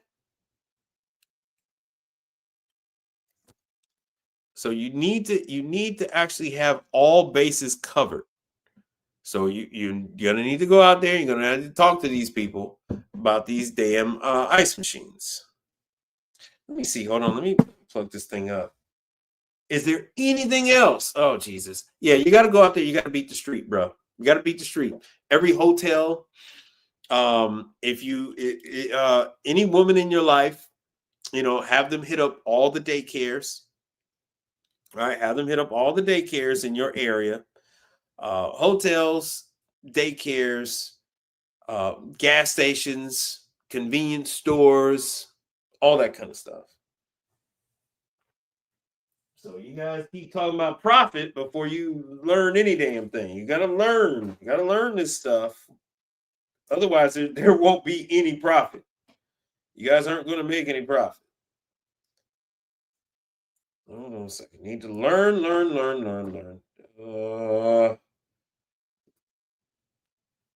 Let me see what we got here. Hopefully one of these damn cords works. Hold on. Anything else you guys want to know? Woo! That works. Anything else you guys want to know? See, I grow hair. I do grow hair. See, when you're 50, man, that's one of those things. Like, yeah. It's not about the car. It's not about the boat. It's not about a freaking plane. It's about fucking hair. You get to a certain age in life and fucking hair. I swear, life is so weird sometimes. Anyway, blah, blah, blah, blah. Oh, let me go over some of the training stuff. That's what I wanted to do. I wanted to talk about our Delfield. So you can go to Delfield classes, but you're still not going to, you're not going to know how to change a controller. You're not going to know how to wire it in. Doing work for Habco is going to do it. But if you don't go anything further than like 15, 20 minutes, if it's more than 15, 20 minutes, do not do it. These are not like, you're not going to make $1,000 on any of this stuff. Only thing you're going to make money on is COD. All right. So, oh yeah, we missed this already. Well, I think I put this out anyway. Like I said, everybody's using controllers. Even on the hot side, they use the controllers. Oh yeah. So they're talking about R290. So next month, you guys in Denver, you're going to have your Delfield training. You have quite a few Delfield units in hotels. You got Delfield in coffee shops. Delfield is a thing. You will find Delfield in schools from time to time. So this is for you guys over there in Denver. The new okay, I need this class. This is for the warmer. Oh, this is for next month. This DSL controller is a pain in the ass, bruh. This is the most overly designed piece of shit I've ever run into in my life. It has like two main logic boards that are sandwiched on top of each other, and it's got some. It looks like a mainframe. It looks like a supercomputer on top of this freaking thing. It is nuts. The touchscreen is very nice. The touchscreen, this image does not do it justice. This image is incorrect. The screen resembles an iPad screen. It's damn near 12. It's damn near like 12 by 12. The screen is massive. More R290. And see, so Delfield is doing classes just on the controllers. Just on the controllers. But once again, it's not hands-on. None of this stuff is hands-on. Like I said, they're going over the new DSL controller. The DSL controller itself is intuitive, but the board and everything else that on the back end of it is a pain in the ass. I myself, I will be doing these online classes. So this is every month. So it looks like they're doing that every month. Let me see, when is it? Yeah. So next month I'll be there. Yep. I'll be there. Yep. All right, let me give you guys this. So Alex, the number one name of the game. So what I gave you guys is the link for Delfield training. They have online version of the in-person class. The in-person class is not hands-on, by the way. It's just literally that. It's just in person. You get to actually converse with the trainer.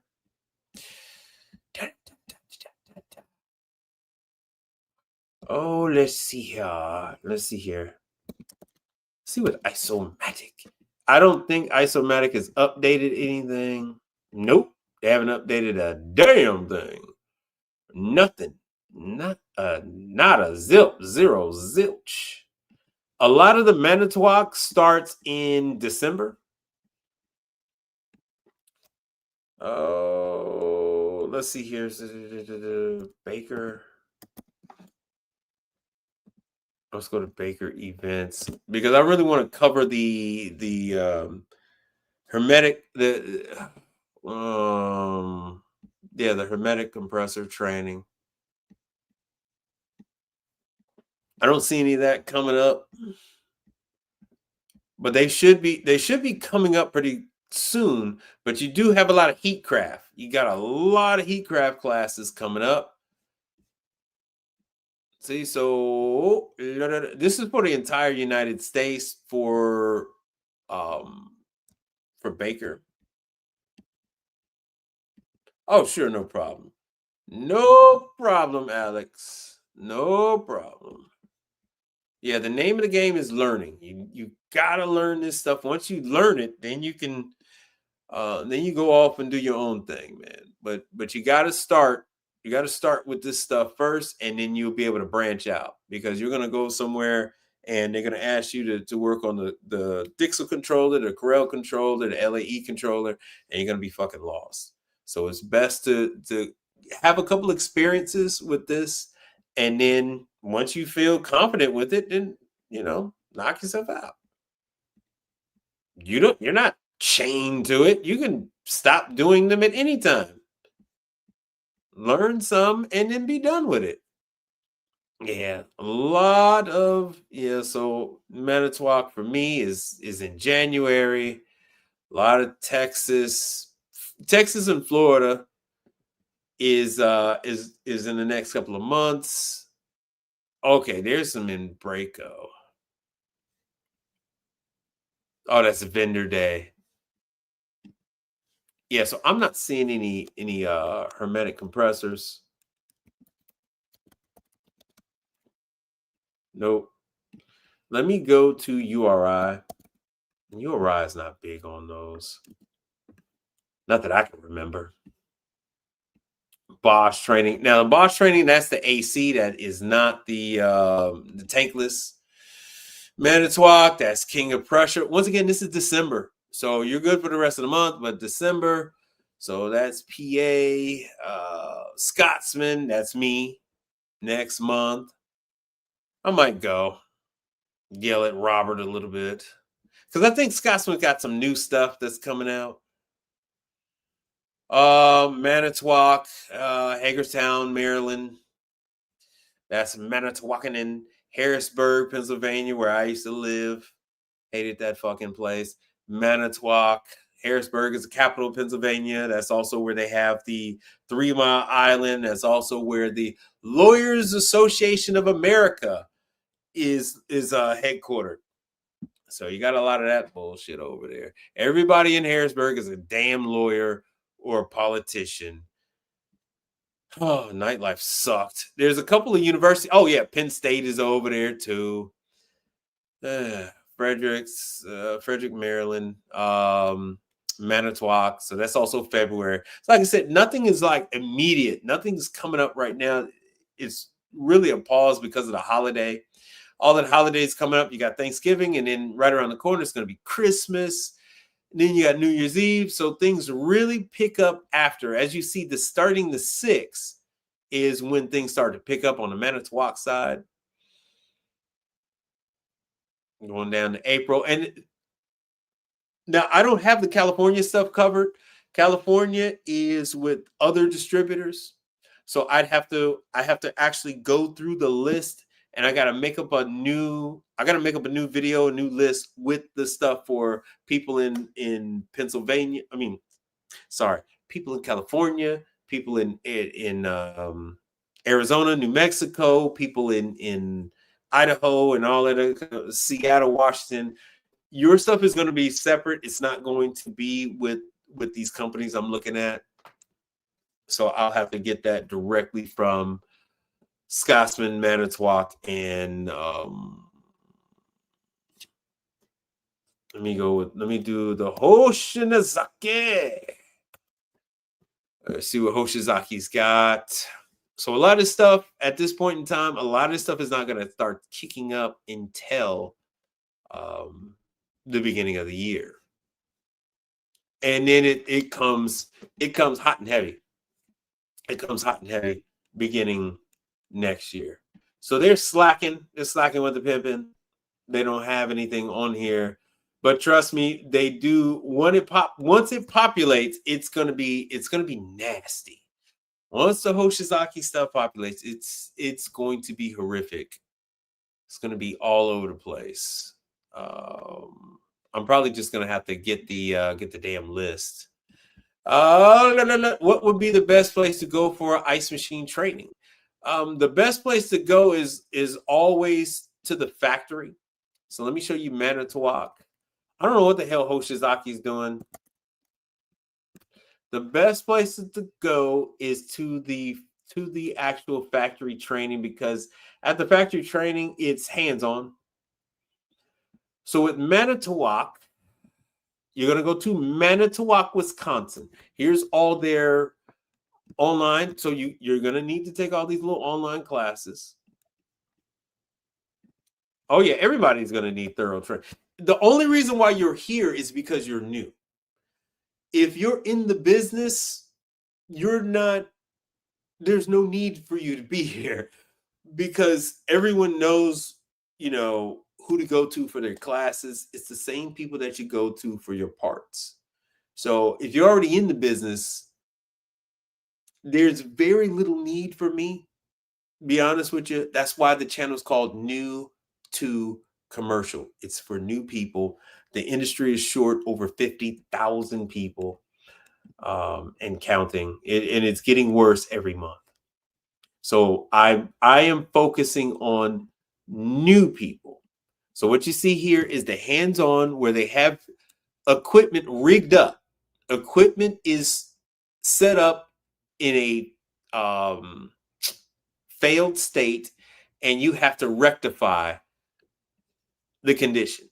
So they have everything set up, all of the units. You're actually at the location where they make the product.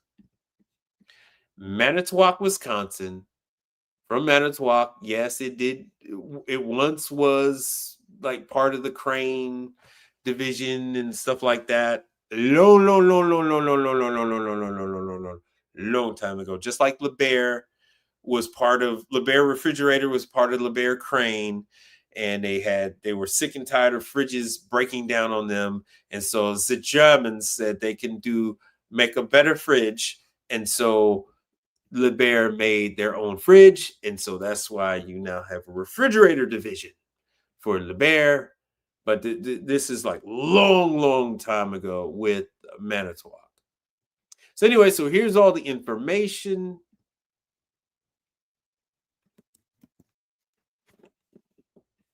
Let me leave the classes up there. If you do not sign up, they will cancel the freaking classes. What other equipment are good to learn for new guys aside for ice machine? Right now, Alex, I only recommend ice machine for new people. You have to really just watch as I bring stuff up. So I say, to learn all the stuff I'm teaching you, all the stuff I'm telling you to go to that is warranty based, you're not going to make any money with it. It is strictly for you to learn. It's for you to learn. It's for you to gain a customer, right? You're supposed to gain customers. The contract is thus. You I don't recommend dishwashers for any newbies. I don't recommend laundry for any newbies. But for guys that are trained and know, how to work on equipment and they want to get into dishwashers, I guide them into it. For guys that are trained and they know about laundry, I guide them into commercial laundry, which these are much different animals than their residential counterparts. Only thing they share in common is the damn name. So just any endeavor, just remember, any endeavor that you go into, there's a learning period, and you're often going to be faced with, there's a cost to acquire the knowledge that you are trying to seek. Whether you go to someone's school to learn air conditioning, you're paying somebody. That's an actual loss. You're going to be paying somebody $30,000, $40,000. If you're going to learn how to do welding, there's a cost associated with that. Once again, you're going to be paying 50, 60 grand to learn how to weld. Right? What is the way around that? The way around that is apprenticeship. Right? So if you go work for somebody welding, then you're going to learn the trade from that person. You're going to learn whatever habits they have. You're going to learn the way they do it. It is what it is. Same thing with air conditioning. If you start out as an apprenticeship in air conditioning, you're going to learn air conditioning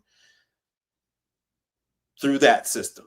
Once again, you're not going to be balling out when you first start because you're starting out at the bottom. Now, for people that are trying to learn this business, you could start with working for a company, CBRE, JLL, which another division is JLT, Ecolab, Smart Care,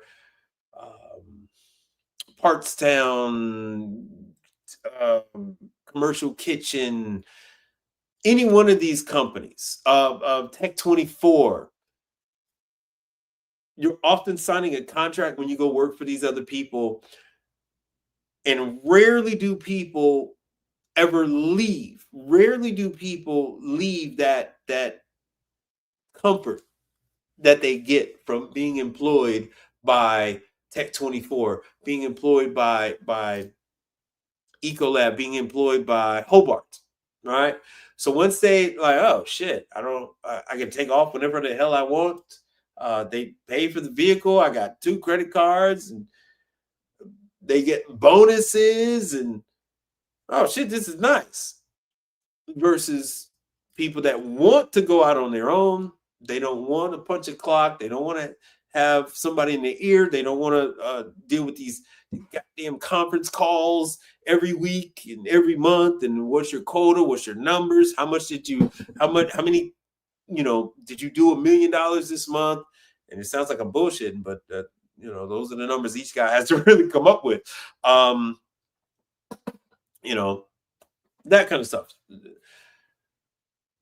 Versus you being in full, complete control of your life, good, bad, or indifferent.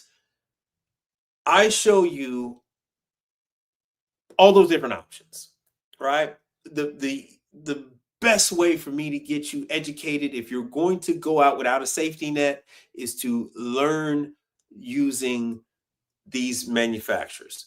you're not hunting for calls. You have calls coming in when you're dealing with manufacturers. They're sending you calls.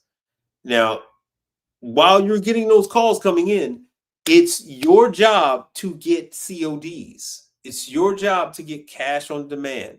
It's your job to hunt for clients while you're currently learning, right? This is it. I'm telling you, this is it.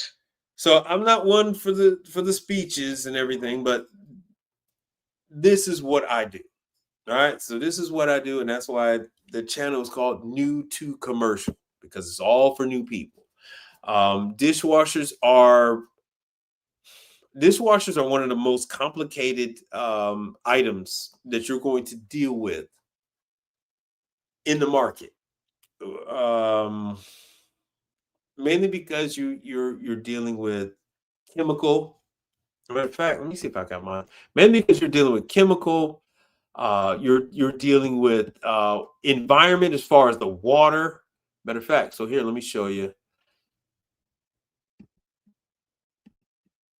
So what the incoming water plays a part in the performance of the dishwasher. So here we go right here. You got Nord's training. That's November 19th. And this is in California.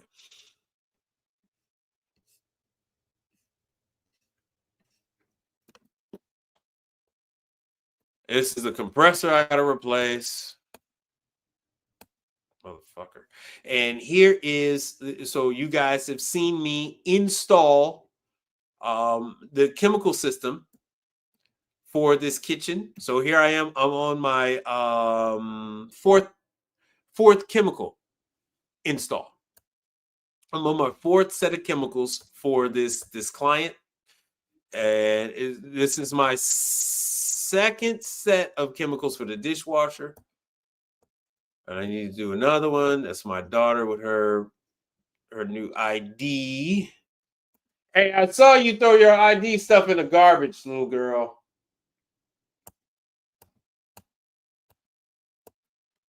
My auntie. I'm thinking about getting my hair like this. What do you guys think about my hair? Should I do something like that? The Austin Holloman hair? Prices are going up. Prices are going up. Cause man, I'm telling you, nobody can get my hair right, bruh. Nobody can get the freaking haircut. Just I keep telling them how I want the haircut, and they don't get it. They don't get it. I don't understand. I don't understand why they don't get it. Anyway, so that's what I'm gonna do. But anyway, this is what's going on with the prices. So this is, whose is this? This is Isomatic. So everybody's prices are going up. Hoshizaki's going up. Manitowoc. Manitowoc was the first one. Then it was Isomatic. I got this oven to fix. This Blodgett. Another SHO 100G.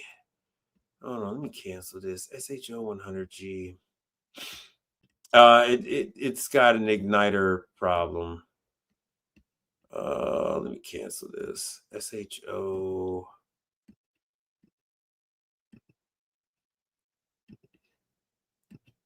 All right, everybody got the Manitowoc information. And just so you know, that Manitowoc class is, I think it's like $700. And I don't know why. What's the name?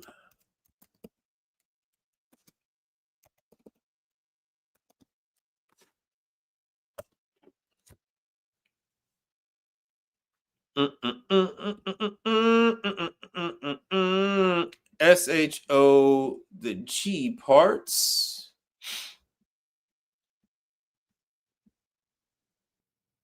I don't think it's a temperature probe this time around. Hey, there we go.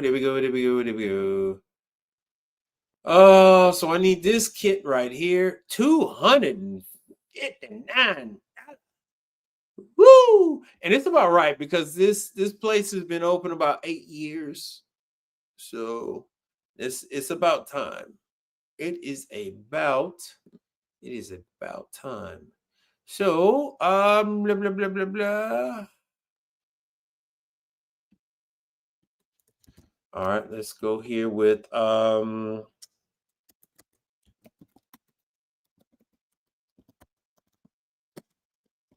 I actually had, yeah, I don't know why I didn't order extras of this damn thing, because it's $250 something dollars on with Partstown, but it's $76. You don't tap ice machines. Ice machines have access ports. All ice machines have access ports. You don't tap it. And not only that, but yes, you will be taught the three-way recovery for reclaiming the system. Ice machines, you're going to be taught the remotes. So you're going to be taught remotes on that and everything else. So do your due diligence and go ahead and take a look at Manitowoc and all that other good stuff, and you'll see it. Give them a phone call; they'll explain it to you. But yes, you're going to learn the three-way recovery. You're going to learn how to install the remote.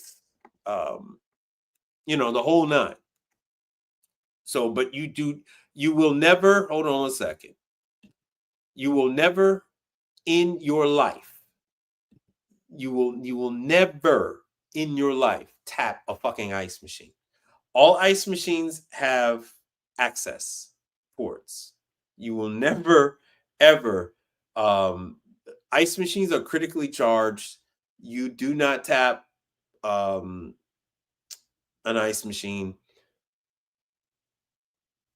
And as far as refrigeration on the commercial side, very rarely are you going to have to tap a unit. Very, very, it's a rare thing. And they don't, when you tap in 2025, if you have to tap a unit, typically that means that unit is going to be out of gas. So the very last thing, we use temperature clamps, and you're going to be able to see what the system is doing based on the temperature of the refrigerant lines. And if you got to tap a unit, that's because you're trying to see how low it is. And so once you tap it, you're going to actually cut off that section where you tapped it, and then you're going to want to put an access line on there. So you should actually put one on there. You should actually put one on the high side. So yeah, but on ice machines, every ice machine is going to have at least 2 or 3 ports. Some actually have 5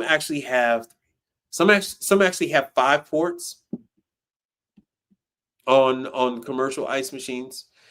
Because you're going to have two lines in the back when it has a remote, and you have 3 access. You'll have 3 king valves in the front, so you actually start to use king valves.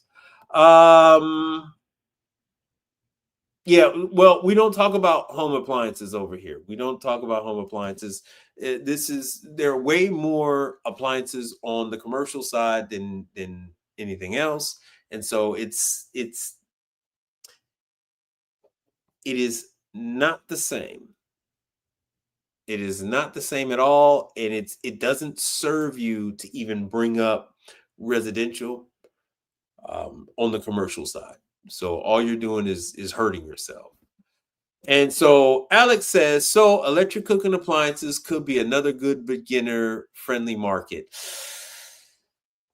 Ooh. I typically don't think so. What is your background with hot side?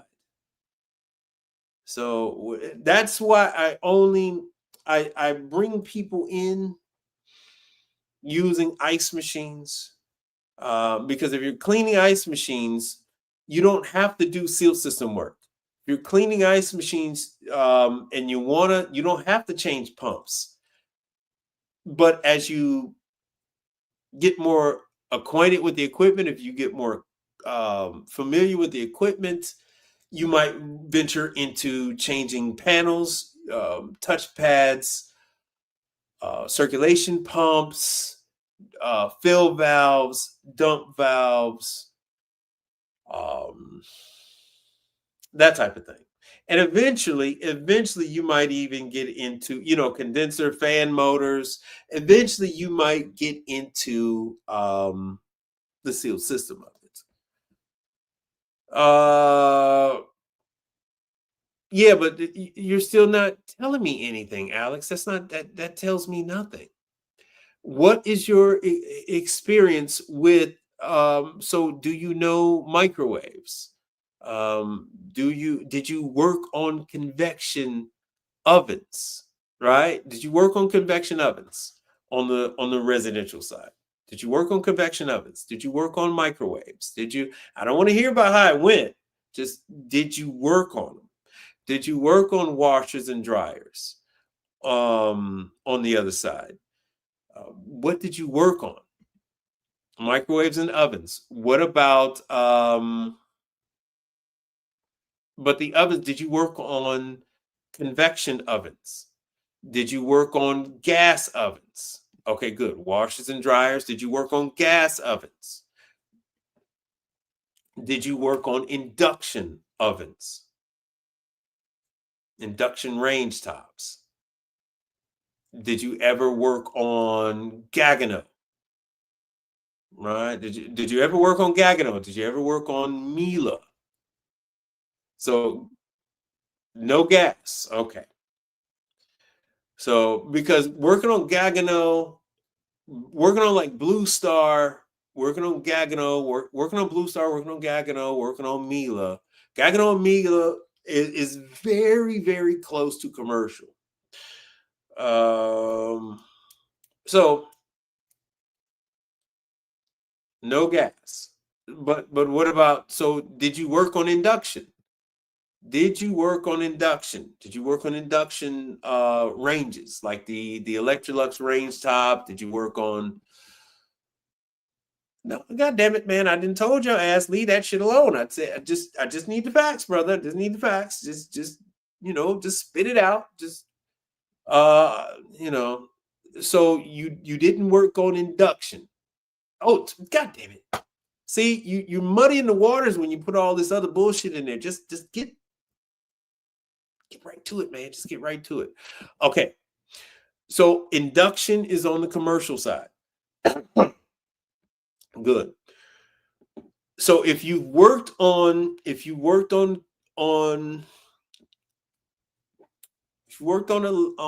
hot side equipment for residential, if you worked on laundry for residential,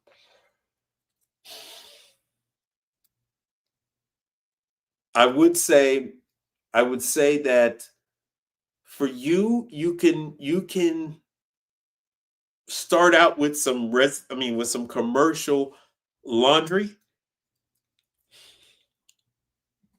Right? I don't know if you've been paying attention when I talk about laundry, but you can do commercial laundry. So you need to perk up the ears when I talk about commercial laundry. The hot side world of commercial is very little like the hot side of residential.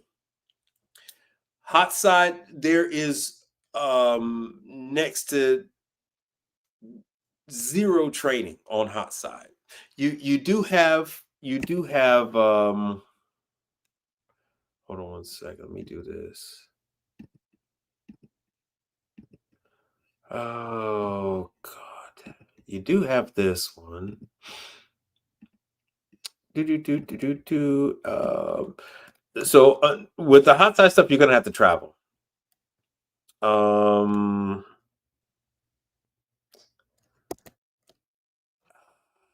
AJ and Tunes in Chicago. It's a western suburb of Chicago, Carroll Stream. Trainer certificate classes.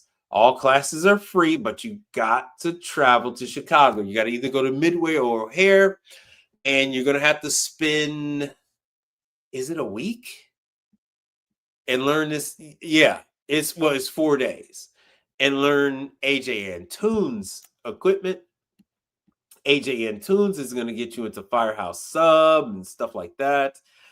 It's going to get you into hospital cafeteria situations, maybe even some school cafeterias, that type of thing. Retirement homes, commercial contact grills, some breakfast places because they have the egg stations. So I know Jollibee's had AJ Antunes. They had this egg station, and the tortilla warmer. This used to be in every Chipotle, but as you now know, if you watch my live videos, they have given them Zaboot, and now they're using Cali grills. Best commercial panini. So now they got, what the hell is this? I don't remember them having this panini grill. Oh, so you're gonna deal with AJ Antunes. Sorry. They have their train the trainer. You're gonna be dealing with who the hell else? Who the hell else has some damn hot side? Who the hell else got hot side? You're gonna have to really pay close attention to combi oven manufacturer in Wisconsin. Alto Sham. There we go. Alto Sham.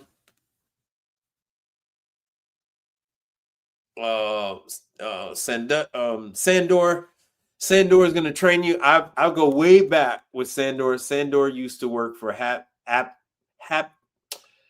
Adco in Arizona. He actually met me and my wife when my wife was pregnant. I talked to him on the phone for years, but he met me and my wife in person when my wife was pregnant with my now 14-year-old. Let's see here. Now, they have their classes. You can become authorized with Alto Sham. Now, what they're going to have is they have these classes, but all the classes are booked up. All the freaking classes are booked up. I myself would like to get in to one of the damn classes.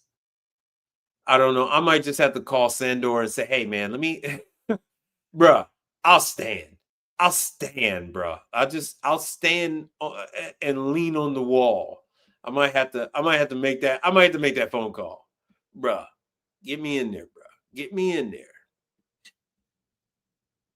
I might have to pull that one because all the classes are booked.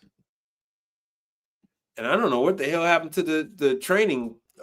I have the training schedule, but like I said, it's completely booked up for the rest of this year, and it's booked up for the first month or two of next year. All right, let me see here. Let me do Alto Sham training class.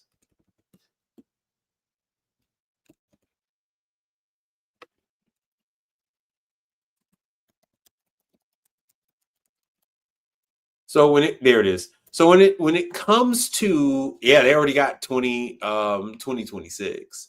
So when it comes to hot side, there's very little training. The training that there is, I talk about it often. That's XLT. So you can come. Me and a couple guys, we talking about going to XLT training. So you have to arrive Monday. Class starts at Tuesday. And you leave, departure is Thursday. So let me give you guys the link to this. But it's very expensive to learn on the hot side. Very expensive.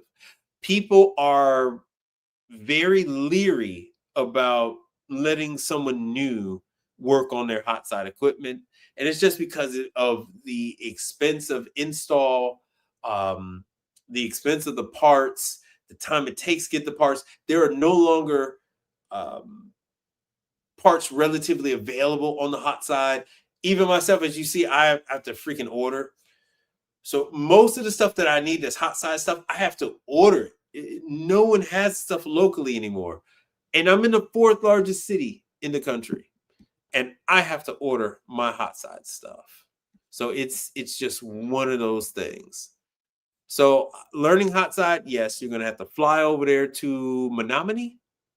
You're gonna have to fly over there to Menominee, Wisconsin, I believe. I believe that's where Sandor is. Yes, Menominee. Uh-oh, shit. So you're gonna have to go to Menominee, Wisconsin. Sandor says it's like an hour. Oh, it can't be an hour if it's at Milwaukee. It's like an hour. Well, Sandor says he could do it in an hour, but Milwaukee's like 2.5 hours away from Chicago.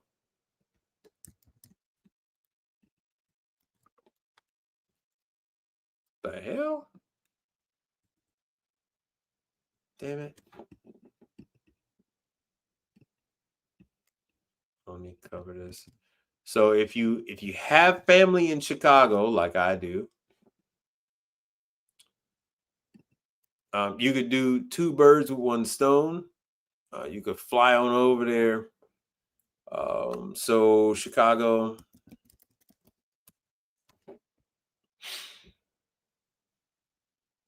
Menominee Falls to Chicago. So from my situation, I can fly into Chicago, drop my daughter off, and my daughter loves Chicago. Oh, he was right. He said it's an hour or something. So yeah, it's an hour and 43 minutes.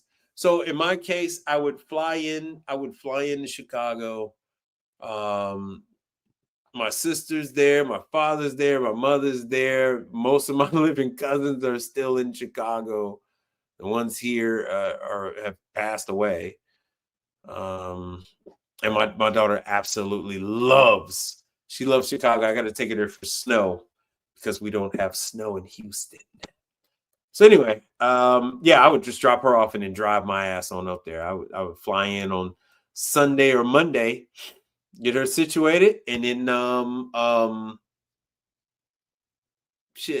either Tuesday morning or late Monday night, drive on up and then go to class. So that's something that I would end up doing.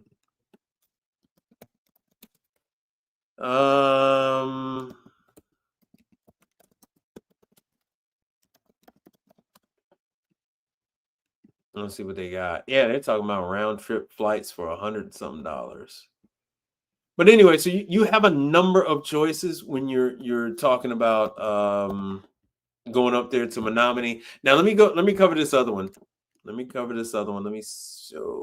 Let's see. We'll do December. Yeah, that one, and then the return. Yeah, I would just say return. Nah, I would probably do something else. I would probably return another date. That's assuming it's going to be at that time, and I would have to do that by 2. Yeah, see, so I could do it for $184 to leave from here to go over there, and then I don't want to take one of my father's car. I would rent a car. I would rent a car. But anyway, enough about me. You got XLT ovens in Wichita, Kansas. Oh shit! I didn't mean to do that. My bad.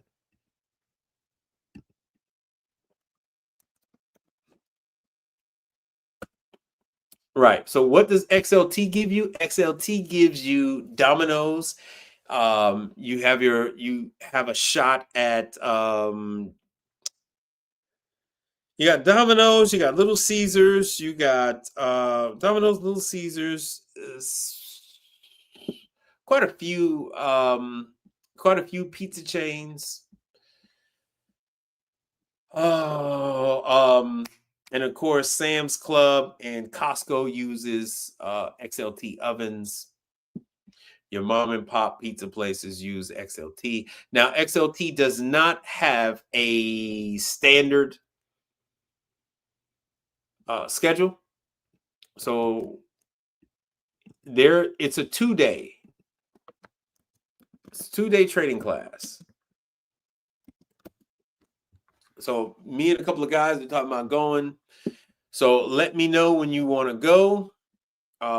What Tuesday and Wednesday works for you. We're trying to work this stuff out where we all go, maybe January or February or something like that. We all go to the XLT training. So they'll do it with as few as 2 and as many as 10.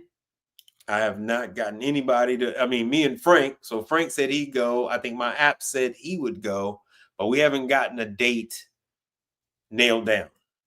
And the class is Tuesday and Wednesday. Any Tuesday, any Wednesday. And so Tuesday, they go over the oven. And then Wednesday, they go over the hood, installing the hood and the factory tour. And then what happens after that? Then you get your hat thrown in the ring for for installing all these new dominoes, installing the little Caesars and that kind of stuff, and then doing the service work for them as well. And they have electric as well. These ovens are not just gas; they are also electric. So if you're in Florida, they're probably going to be electric. Let me do that. So conveyor, let me see if I can find one. Oh yeah, and then they got the countertop ovens as well. All the countertops are electric. Let me see here. XLT. I don't want hoods. I want the ovens. How the hell do I find electric? Or is it just any one of these and I just choose? Yeah, that's going to be. Huh. Anyway, but they have these ovens in gas or electric. And once you learn XLT, you can do what is the other one? It's Edge. You can do Edge ovens. They're all essentially the same oven with very slight variations. The story of the guys from Edge is that they used to rebuild Lincoln and XLT ovens, and they eventually just went out and start making their own. So you got that. So once you learn XLT, you'll know Lincoln.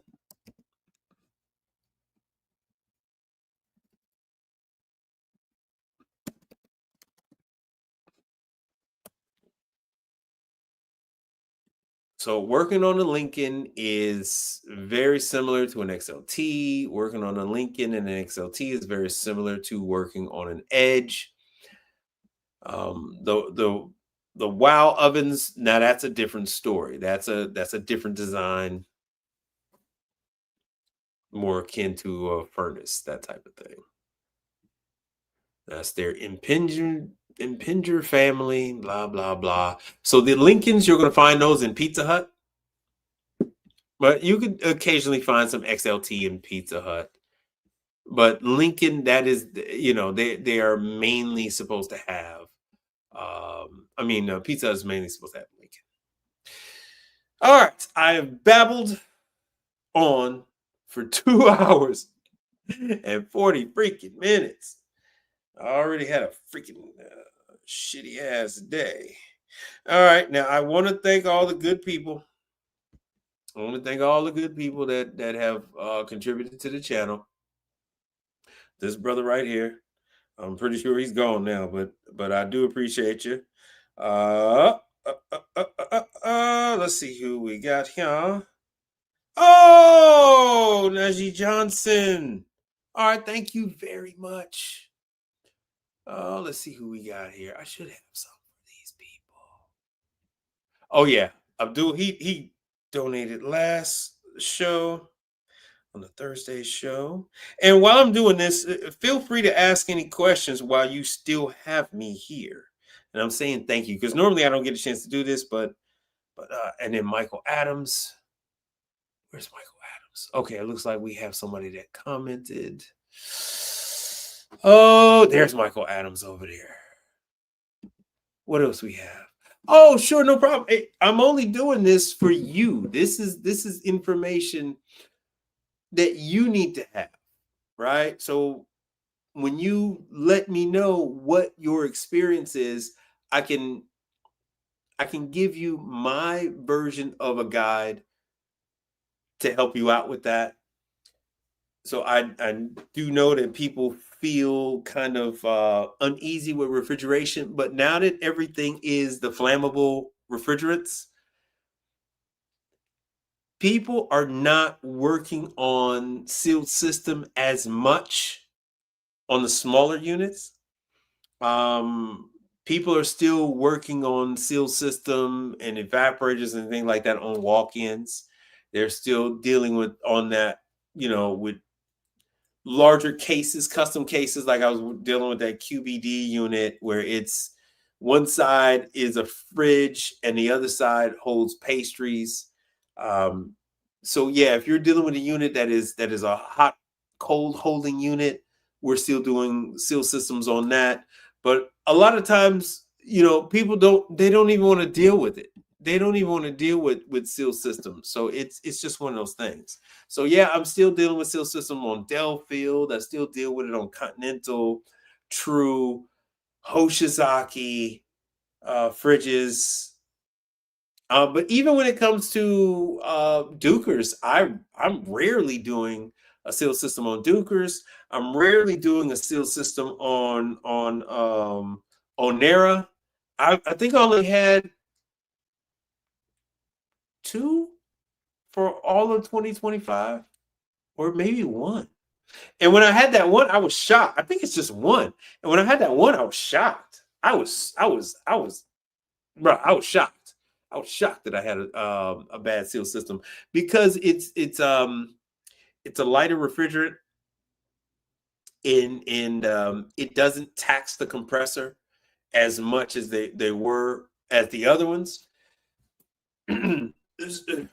So the issues that we're having with refrigeration in the R290 era is the pinhole leaks. So if units haven't been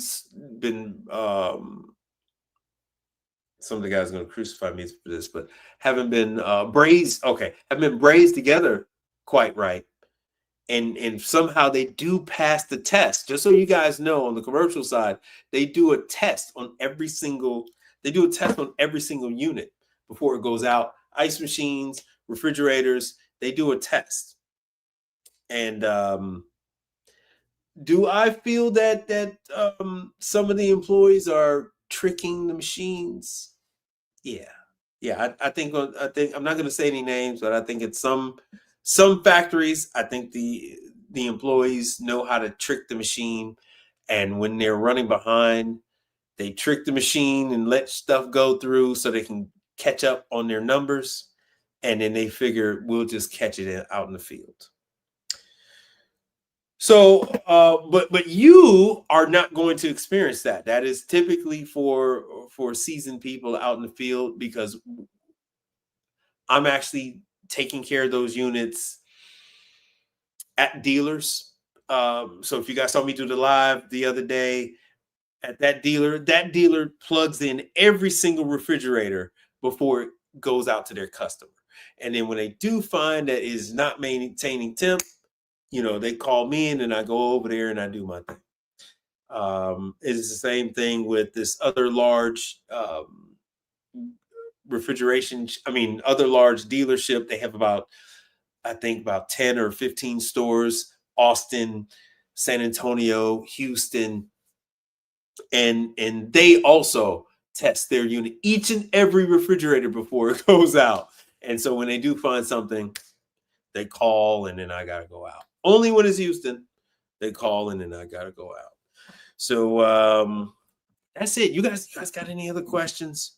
Any other questions? Because once again, I wanted to thank Najee Johnson, Michael Adams, and who the hell else did I have? I had Roman, Michael Adams, Najee. I think I got Najee. course, I always got to thank Brother Frank. Hold on, I gotta hit him with the videos. I gotta hit you guys with the videos. There's Brother Frank. Gotta thank him. Yeah, of course, I got the video from Mike Adams. And then I got one with Najee. I got one with Najee here somewhere. I'll find you there. If you too would like to contribute to the channel, here's the information below on how to contribute to the channel: PayPal, Chime, Cash App, all that other kind of stuff. Do I charge for my travel to the distributors for the warranty? Of course I do. So it doesn't matter if I'm going to the distributor or if I'm going to the customer. These larger dealers, they prefer for me to go to them and just deal with them directly. The problem with that, now the customer doesn't know who I am. The customer never knows that I was involved. Not unless you put a sticker somewhere discreetly around the unit. But the customer never knew I was involved.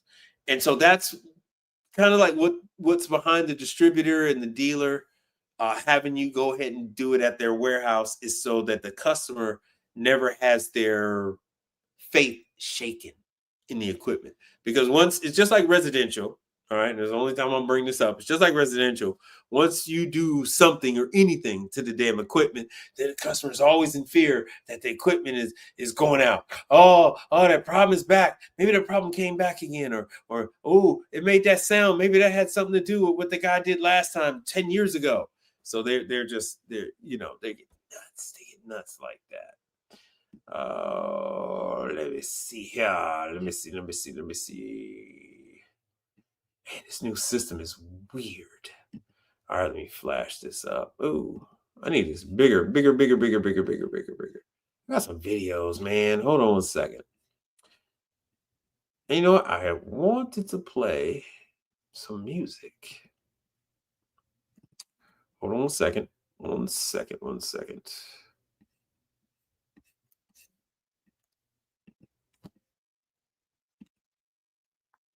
Here is also how you can contribute to the channel. So there's the QR code for the stuff. And this is just for people who have found that my information was of use to them. I don't put any numbers on you guys. If you donate 50 cents, if you donate 2 pennies, that is completely up to you, what you feel like the information is worth to you. The time I spend is what it's worth to you. Good question. How do I approach the dealers to get on their list for such a call? The only way you're going to get on the list with the dealers is being authorized. So if you're authorized on the equipment, then you say, hey, I'm also an option for you guys. The dealers have nothing to do with the rates. That makes 0 sense. The dealers have nothing to do with the rates. The manufacturer is the one paying. The manufacturer is paying you, not the dealer. These are warranty calls. If you're going to the dealer, if you're going to the distributor, the manufacturer is paying. The dealer has no. They can request that you do it. They can say, hey, look, these are our issues with so-and-so coming over here and doing this, or we have to wait an absorbent amount of time. We want Alex to do it.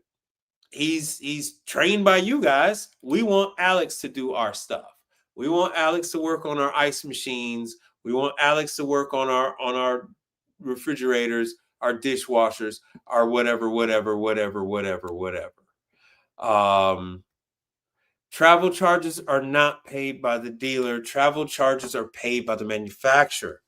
Where have you been, man? We've been on here for 2 hours, 51 minutes. I went over this. What goes for one goes for all. Remember what I was talking to you about Air King. Remember this one. Hold on 1 second. Remember this. Let's go back to Air King. Let's go back to Air King. Hold on, we go back to Air King. Hold on 1 second. Let's go back to Air King. And it's the same, whether it's an ice machine, a dishwasher, whatever. The manufacturer is going to pay you for whatever the labor is, right? So if they say to change a condenser fan motor is going to take 30 minutes, then they'll pay you for 30 minutes. But they also have to pay you for the travel, for the time it takes you to get there. All of this stuff you need to discuss with the manufacturer beforehand. Nowhere in here does it say dealer. No, it says Air King. Reading is fundamental. Air King. Air King reserves the right to deny. Air King will not reimburse. Air King will reimburse. Right? The dealer has dick to do with warranty. The distributor, now they can pay you, but they have to pay you according to the manufacturer's rate. All right, this is a good one. All right, so you watch older videos and you said that you can charge a service fee to customers for warranty calls. The fucking service call fee, man. God damn it. God damn. God damn. Jesus fucking Christ. Alex, there is a reason why I told you to go with warranty first. This is one of them.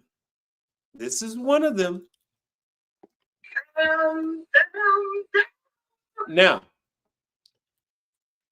when a customer is telling you that their stuff is under warranty,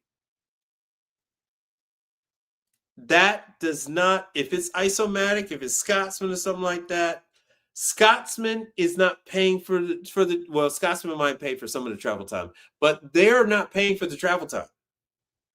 These people, ice machines is different, right?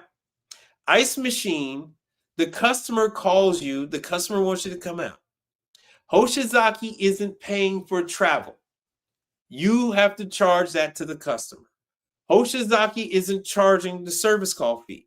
You got to charge it to the customer. What they will pay for is they will pay for the actual labor to do the job. They're not paying for service call fee. You must pay attention to this. You must pay attention, and you must, let me make myself big.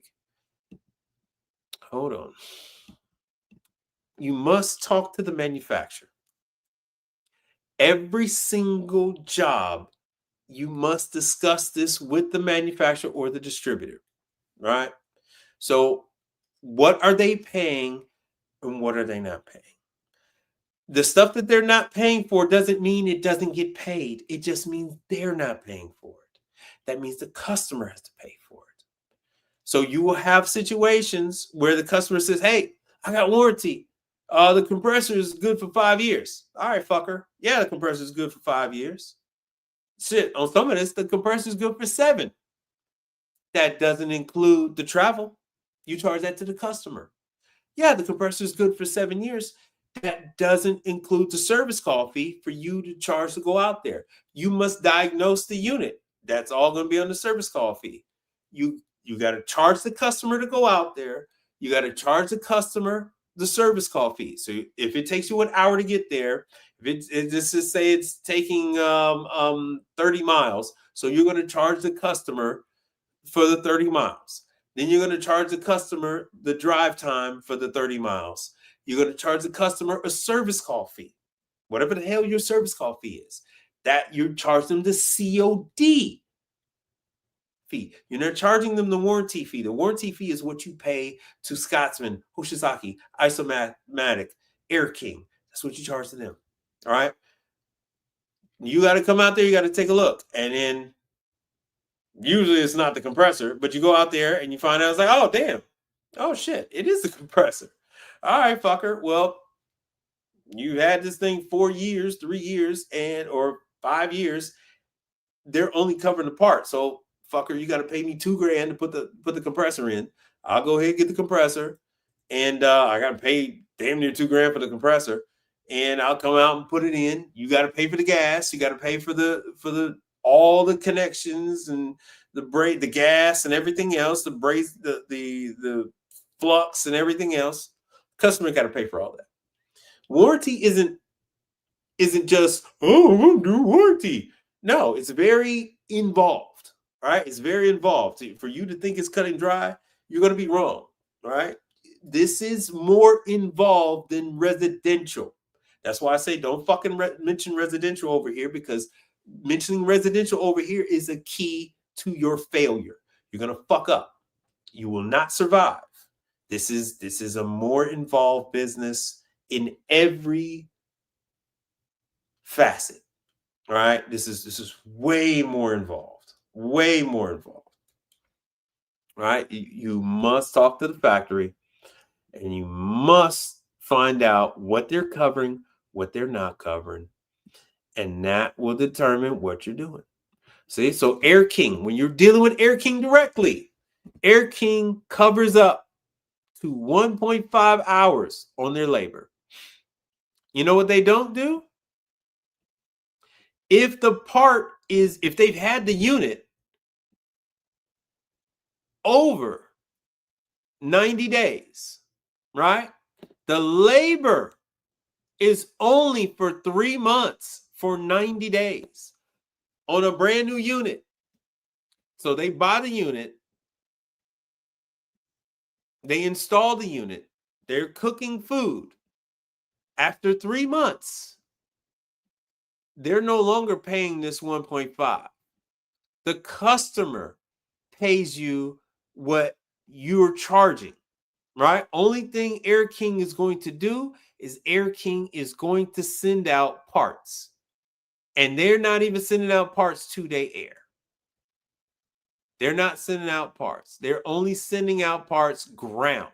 They're not sending out 2-day air. They're going to send out ground. Once it hits 90 days, once they've owned this Air King unit for 90 days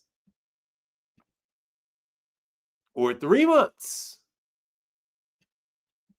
then they are no longer paying for that. The customer is paying for it. Is it under warranty? Yes, it's under warranty.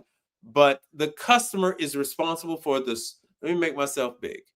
The customer, after 90 days, the customer is responsible for your service call fee. The customer is responsible for your travel time. The customer is responsible for labor. After 90 days, only thing Air King is doing is providing the parts. So now Alex says, does making ice machine maintenance a variable way to run a commercial business? Yes. Most, I'm not going to say most, but well, yeah. In most markets, there are companies that all they do is just ice machine cleaning. Like I mentioned, Brother Charles. Charles only does ice machine cleaning. And I mention this all the time because, and then like here, Charles doesn't really do commercials. So here, one guy, I don't know if he's still alive, but one guy, he was doing all the Texas Roadhouse, all the Red Lobster, all the Olive Garden, all the Chili's. And I think he had like about 15 or 20 employees. And all his company did was clean ice machines. That's all they didn't deal with, no warranty, none of that. He was an old guy and he had all these contracts with all these restaurants to clean their ice machines. Manitowoc's, Hoshizaki's. Most people here don't do Scotsman because we have ISI, which is now Trimark Labor Service, or whatever the hell Trimark. Trimark is phasing out the ISI name. So what are the drawbacks of doing only ice machine cleaning? Well, the drawbacks are that you need to advertise, right? You need to market your business because you're doing one thing, right? Now, doing one thing, whether it's ice machines, whether it's ovens, whether it's deep fryers, whether it's laundry, whether it's dishwashers, if you're doing one thing, that is the most profitable. This is it. I'm telling you, this is it. That is the most profitable thing you're going to do. It is the hardest thing for me to get an individual to start doing. To just do one thing, to go out and just do Dexter and Electrolux washers and dryers, just to go out and do CMA dishwashers or just just dishwashers. Because even doing only dishwashers, and just to say, hey, I only do CMA, like, because that's pretty much like me, but that is, you have to be hyper focused on your marketing. You got to hit all these places, every restaurant, whether they're using that same brand of dishwasher or not, whether they're using that same brand of ice machine or not. You have to advertise to everybody, because there might come a time when they decide to change. All right. So maybe they're leasing their ice machines, and they might say, oh, we're now going to buy all our own ice machines. And so they already know you exist because you've been hitting them with marketing material, letting them know that you do ice machines. All right. So doing just one thing is the most profitable, because you're going to have those parts, you're going to have those components that you need. So you're mainly doing it's first time complete on everything. So in my experience, do I get a lot of haggling or pushback on the prices for ice machine cleaning? Well, this is all business, right? This is all business. So if you're supposed to set this up from the beginning, right? If you're going to these people, you're hitting them with the numbers. Really, you should do a take it or leave it type deal. You're going to end up with hagglers at gas stations and convenience stores. You are going to end up with more haggling at hotels.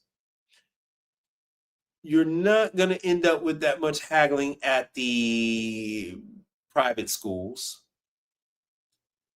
But it's business. So it all depends on who's running the business, at what level you're dealing with, and how many locations. So you typically end up with less haggling when it's a multitude of locations, because you don't just half-ass just come up with a fucking number after no. You're talking to the people, you want to give them the number, and then they have to decide on it, because they have to get your money ready. If you're going to deal with the Embassy Suites, not Embassy Suites, I'm sorry. If you're going to deal with La Quinta, you're going to deal with any type of hotel, they have to get the money transferred into the account for that location. The hotels don't have money there. Occasionally, you might run into somebody that has a company credit card, but that is a rarity. Most time, unless the health department hits them up or something like that, then they'll pony up. But most times, you have to give them a number, and then they got to kick it up the chain, and then they'll approve it, and then deposit the money into that account for that particular location, for that particular hotel. So these are things that you all have to negotiate beforehand, right? So you must take a look at all the equipment. If they already have a cleaning company, you mean an ice machine cleaning? Why would they change your service with offering lower prices?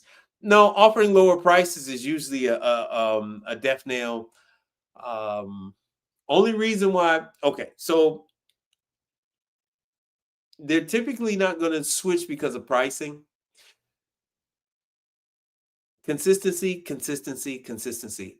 Remember, the health department comes and checks on the ice machine. Remember, if it's a hotel, the franchisor, they come and check on the ice machine. If it's a restaurant, and it's a franchise restaurant, the franchisor comes and inspects the restaurant, comes and inspect the ice machine.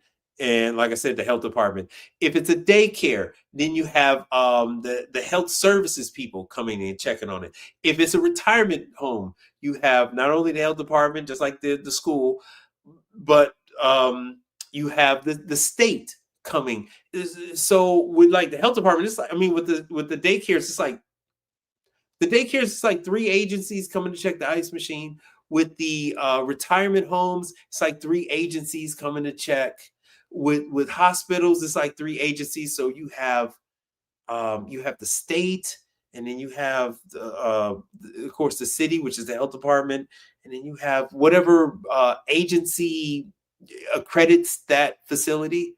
So you have like 3 different people coming to check on the ice machine at these different facilities. So it's not about lowest price, because lowest price will get someone fired. When they come and they get a ding, and somebody shuts down the kitchen at a hospital, say, hey, what the fuck happened? Why is the kitchen shut down? Oh, ice machine wasn't clean. What the fuck you mean ice machine wasn't clean? Mike has been cleaning the ice machine for the last 10 years. What the fuck you mean? Oh, we went with somebody cheaper and they didn't show up. Why did the cheaper company not show up? Because somebody paid them more money, and so they pushed off the lower rate calls for later. That's what happens, by the way. When someone gets paid less, oh yeah, yeah. Okay, so when you're paying less, you're less important.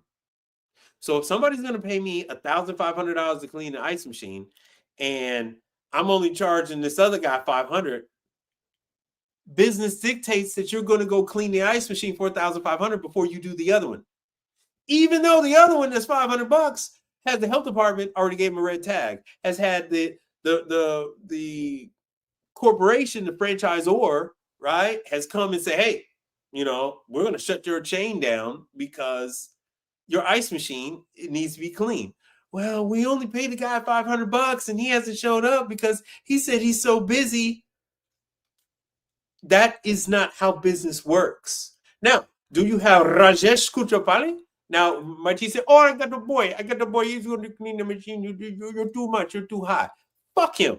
Leave him the fuck alone. It is what it is. If he's charging, if he wants to lowball you, say, all right, cool. And you keep it pushing, because there are a multitude of other businesses out there. You have to grow a spine. You got to get a backbone. Pick up the cojones, my friend. Pick up your balls and fucking do some work, man. You know what I'm saying? You can't be bitch made. You can't be a pussy. Alex, don't be a pussy. How do I know if my pricing is too low? Because everybody's like, oh yeah, can you start now? Yeah, do your fucking numbers, man. I've been talking about this for 5 goddamn years. Do your damn numbers, bruh. You have a cost of existing.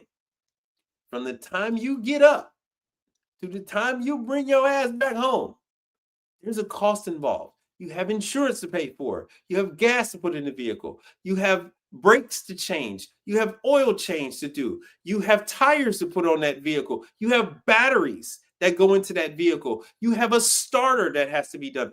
I need to do the windshield wiper.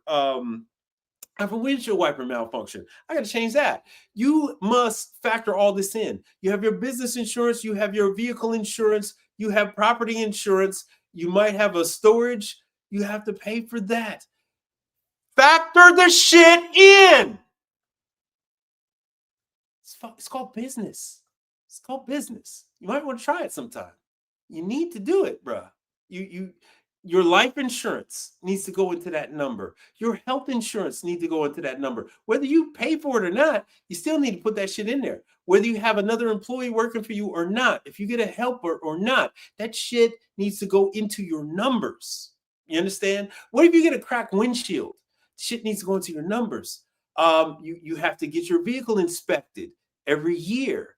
Like we're getting away with that shit, but that needs to get factored into your numbers. Right? Where you live needs to get factored into your numbers. Do your fucking numbers. That's how you'll know what your shit is. You are not special. I hate to break it to you, but you're not special. You got to put clothes on your fucking back, right? You know what I'm saying? You got to put shoes on your feet. That gets factored into your numbers as well. All that gets factored into your numbers. You got to do the fucking homework, bro. Your tools. You keep asking about tools. That shit doesn't just come from out of the ether. You have to add all of these things up, divide all of those things up, by 220 days, bro. And you need your numbers. So, like I said, your insurance, the total for the year, do all that shit, the total for the year. Mileage, gas, all that shit. You got to do the total for the fucking year. And you need to break that shit down into a daily basis. And then you need to know how much. Don't forget about your retirement. You need to factor in your retirement. Yeah, I know. Yeah. Oh, yeah, that's right. Because Jacob, you work for the appliance boss. I saw you on the YouTube video, bro. I saw you. Follow Jacob's channel. Put your channel in the because you have membership, you have a monitor, you have mediator prop. Man, I've been on here 3 hours, bro. You have the ability to post, bro. Post your channel. That's right. I saw you on his channel. I saw you. Yeah, out there in California. Hey. But yeah, you need to cover all your costs. Yeah, Appliance Boss, he's talking about that kind of stuff. Mark the Mentor talks about your costs. He mentions it as cost per mile. So everything he's talking about, you have to do and then some, right? So you need to cover, like I said, so you're going over all your numbers, and what the number is for the year needs to include whatever your salary is. So whatever, if you're paying yourself 50,000 or if you want to do 35,000, right? 80,000, whatever you're going to do, you do that number, that big number. You do the big number for your insurance. You do all these, you add up all this other shit for like I said, all your insurance, add all that stuff up. The whole amount, what it costs you for the year. Break that shit down, 220 days. That's going to give you what number you need just to break even, right? Every hour, and just do an 8-hour day. I tend to do it according to like a 5-hour day, but because you're going to be driving and stuff like that, but do an 8-hour day. And that lets you know what your base is, right? That lets you know what the bare minimum is that you need if you're working all day, every day. That lets you know what you're doing all day, every day. And so you're going to want to add to that, because you got to make this worth it. You got to make it worth it. But in that number, you need to have savings. You need to have your retirement. You need to have all these different things. If you're accumulating funds for your kids' school and all that stuff, that's what the fucking numbers are. That's what the numbers are, bro. So here's this information. I'm going to pin it up there. New videos coming soon. Yeah, I saw some of your videos, bro. I saw some of your videos. But yes, Alex, you need to go over, and my suggestion is that you sit down with a CPA, right? And you go over the numbers, go over all your stuff. And then a financial advisor, sit down with a CPA or a financial advisor, and they will help guide you on what numbers you need to not just survive, but thrive, right? But you need all your numbers, all the stuff I told you about. And like I said, accumulating tools, a budget on purchasing tools and all that stuff. Cleaning ice machines is going to be more profitable than anything else. Why? Because you're talking about a lot less parts. Even though you're cleaning ice machines, occasionally you're going to want to change water probes. You're going to want to change hoses, things like that, right? You don't want to pass over those type of things. Control panel, touch pads on Manitowoc's go out. Like I said, the hoses and floats and things go bad on Hoshizaki. Isomatic has little things that go bad in the float box and all that stuff. And okay, so all right, I'm gonna have to do it to you, bro. I'm gonna have to do it to you. I'm gonna have to do it to you because Jacob gets it. But here's what we're gonna do here, Alex, and I do this shit all the time. Alex, your competitors are multi-million-dollar companies. Your competitor has a warehouse. Alex, do you have a warehouse? Your competitor has employees. Alex, do you have employees? The average employee is getting damn near $100,000 a year in commercial appliance tech. They're getting $100,000 a year, right? So where do you think that money comes from? They're not selling fucking bone marrow and plasma to get the money to pay for their employees. The money comes from the customer. They have vehicles with their name and logo on them. They have tracking on them. They have software, XOI software, stuff like that costs $6,000 and $12,000 a year per technician. Do you have software like that? Costs $12,000 a year. Do you have that? Do you have a $100,000 service van with $250,000 worth of parts in it? Where do you think that comes from? Where do you think any of that comes from? It comes from the customer, bro. It comes from the customer. You got to charge the customer. The customer, these are businesses. You're no longer dealing with some fucking crying woman holding a baby, breastfeeding, talking about she don't know where the fucking money's going to come from. How can she afford that? You're not dealing with that anymore. Okay? You're dealing with businesses. If they want to pull some bullshit, you keep it moving. You say, all right, Rajesh Kulpa Pale. All right, I'll think about your counter offer. I'll see you later, bro. I'll see you later. And you keep it moving. You move on to the next place. You move on to the next place, bro. The industry is down bad. So Jacob says, stop thinking with your wallet. Pricing is subjective. You live in these Americas. Capitalism is king. There are 500 two-brand pencils, for example. Oh, yeah. 500 number 2 pencils out there. So, Alex, I can buy a new ice machine at Costco. Hey! You could buy a new ice machine at Costco for $2,000. Why would they pay $800 2 times a year? Because if they don't, now you're talking my language, baby. They come to Papa. That's my ice machine. Now you that's my ice machine. Come here. Come hither. All right, I'm gonna bend you over, bro.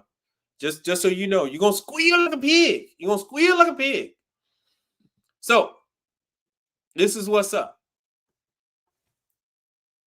When you buy a fucking ice machine, it has to be clean.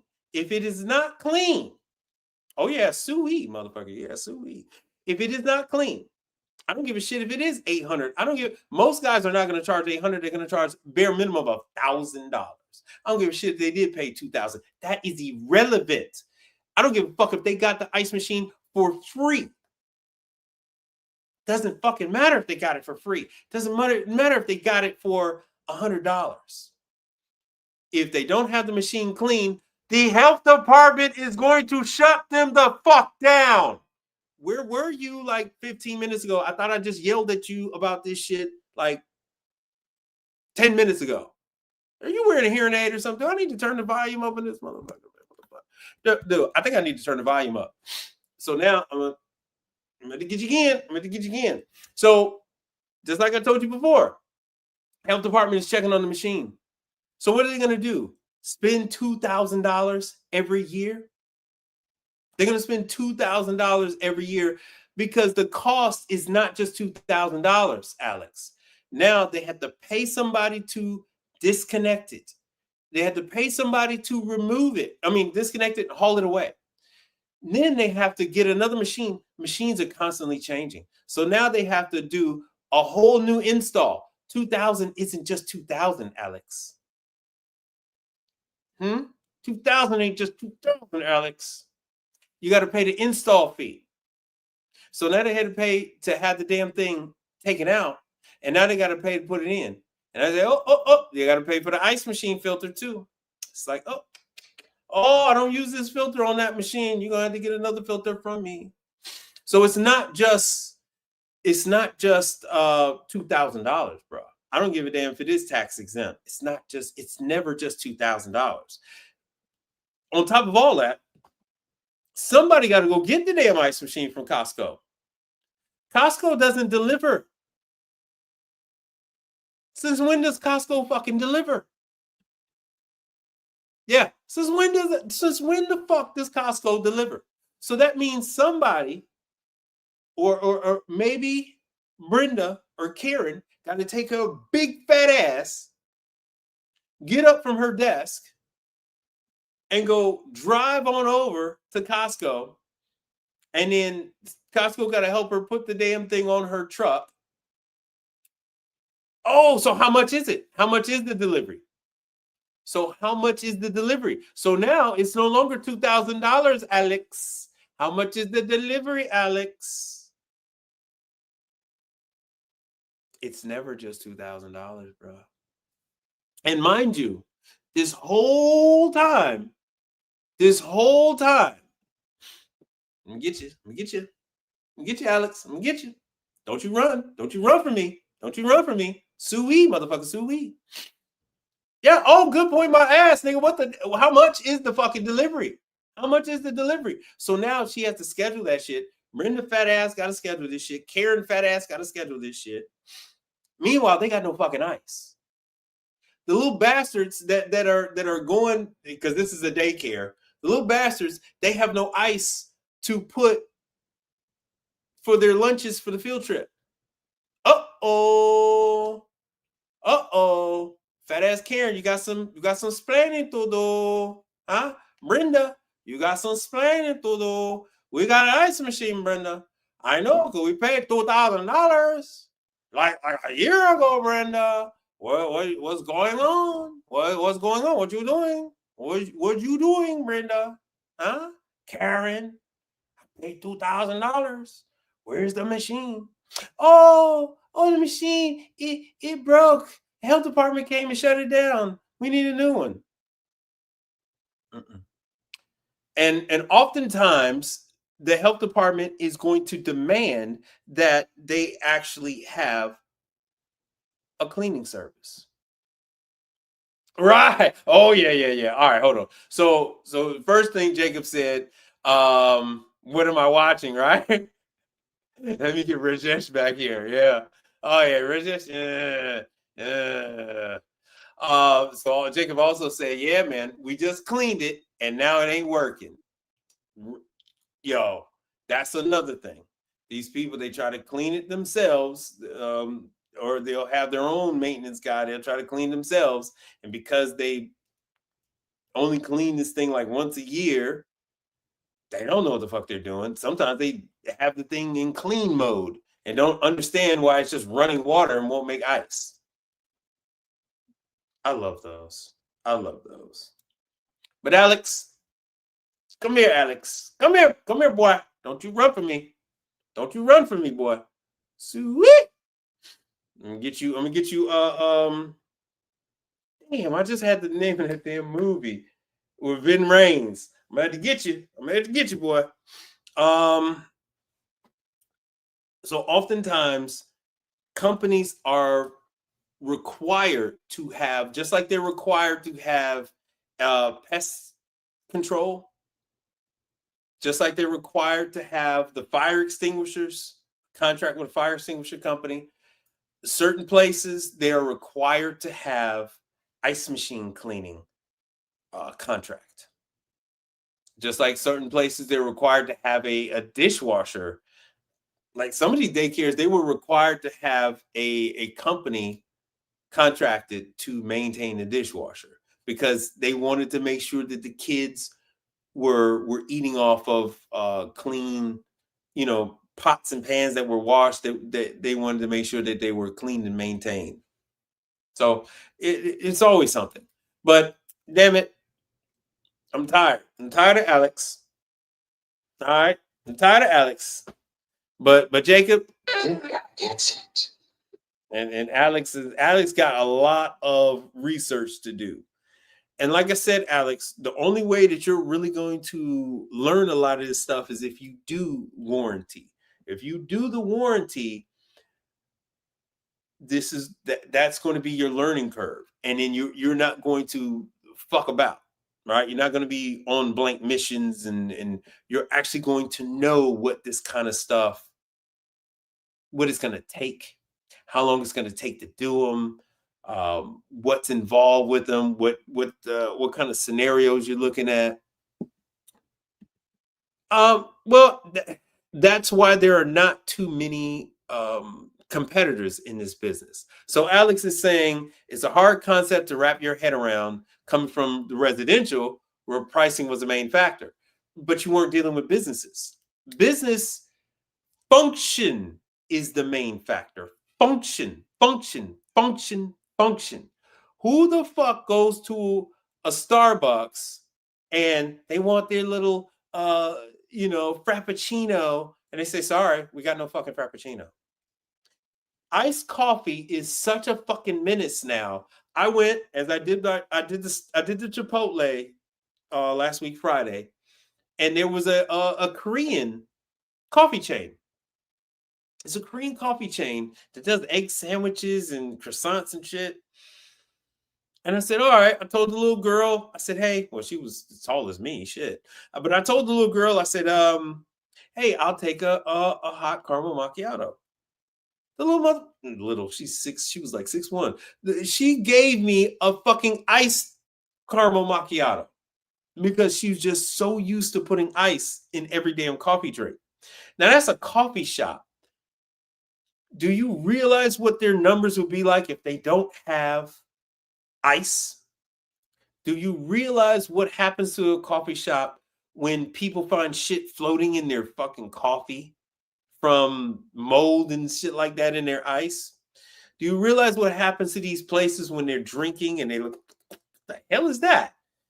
And it was slime in the damn ice that they sucked up through the damn straw. Fun fact, people have a very good palate. They can taste the difference. They know, some people know the difference in water quality. They know the difference in their Sprite. They'll go to a place and they're like, yeah, this Sprite don't taste good. And they will never let them get a bad Sprite from someplace 2 times in a row. They're never going there again. It's just like when you go somewhere and you want fries and they don't, or empanadas. You're gonna go get some empanadas and they're like, hey man, we ain't got them empanadas. What? I got wrong. And they're like, ay carajo. You're like, oh, maticom. There's no empanadas. Got no. Oh my God. I can get my empanadas. Ayos míos. Hey man, you might not go back to that motherfucker no more. What the hell's the one? My cousin was Puerto Rican. He's dead now. He passed away.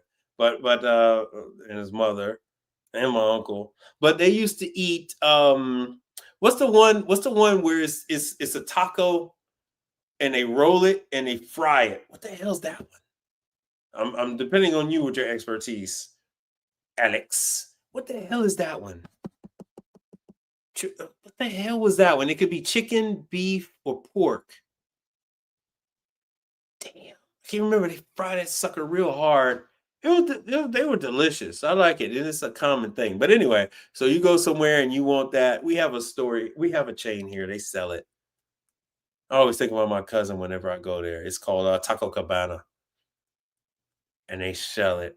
Damn, I can't think of what the hell the name of that stuff is. But anyway, you go somewhere and you're supposed to have your regular fried food, and they don't have it. People will just not go there anymore. So you have a dirty ice machine, and people taste that. They taste that, and they just never go there. Like I said, I talked to Charles today, and he was like, "Man, people don't go to this one chicken chain anymore." I said, "Hey, man, they don't go there because they don't change the oil, and people could taste the difference in the food. So people are like that." No, it's not a chimichanga. It's encharrito. It's not an encharrito. It's a All right. So Jacob says, Jacob says from schools to churches. Oh, churches are another one. Ooh, okay. Now here's my thing. And I'll get back to the warehouses. Schools, churches, warehouses to restaurants. Ice is literally everywhere in the United States. Ice makers are barely scratching the surface. There are so many facets to commercial. This is true. My advice to any of you: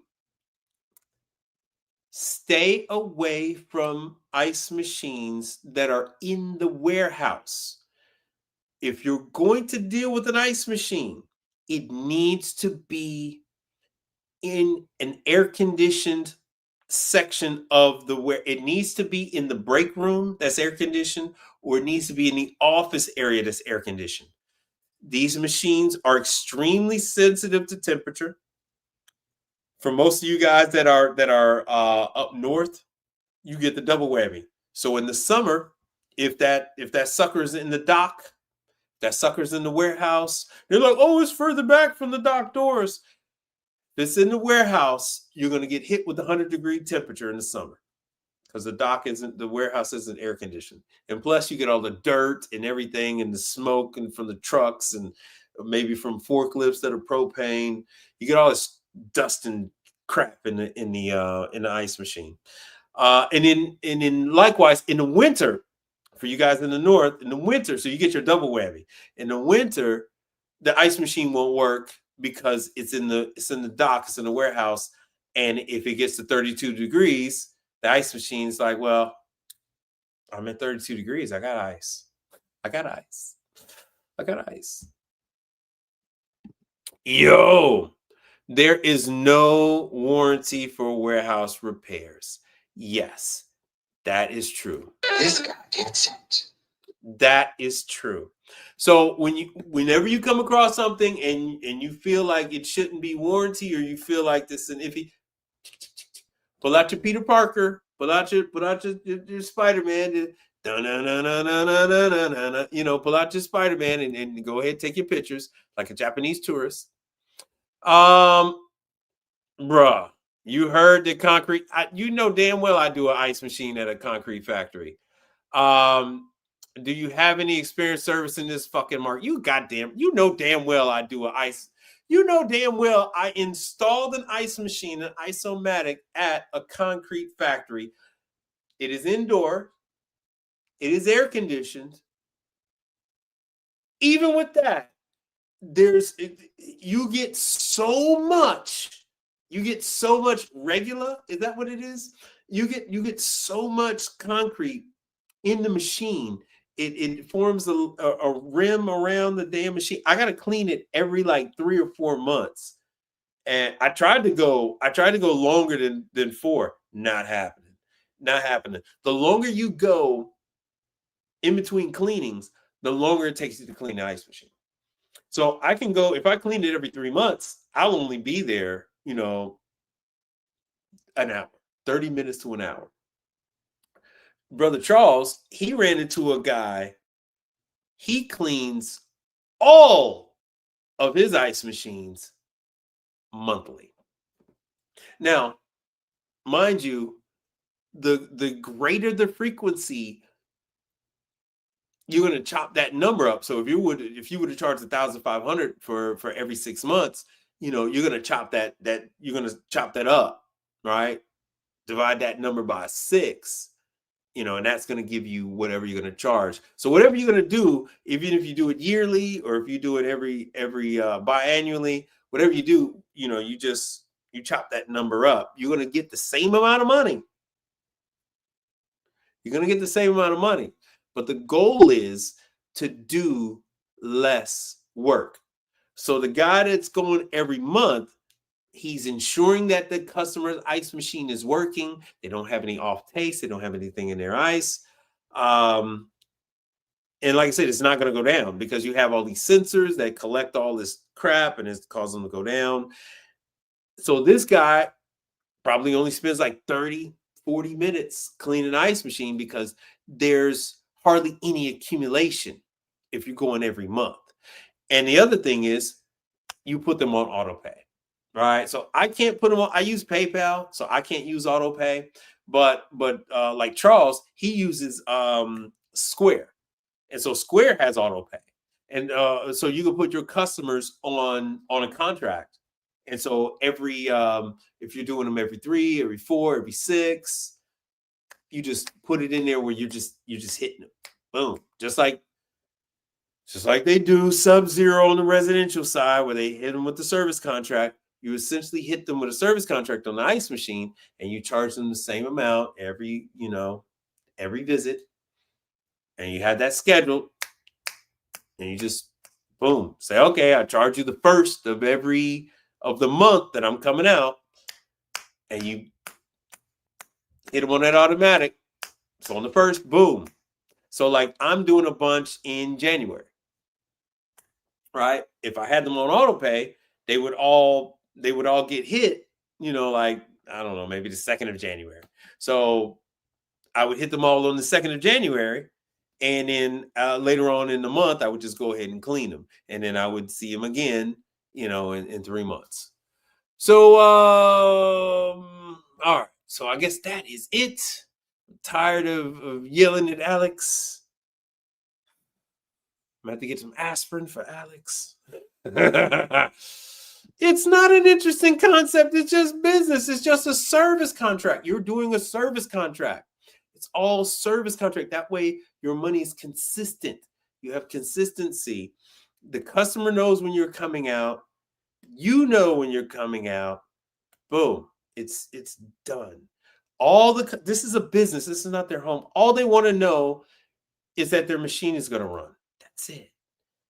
When you get into nugget machines, you have to change water seals and things like that. So I factor in a new water seal annually.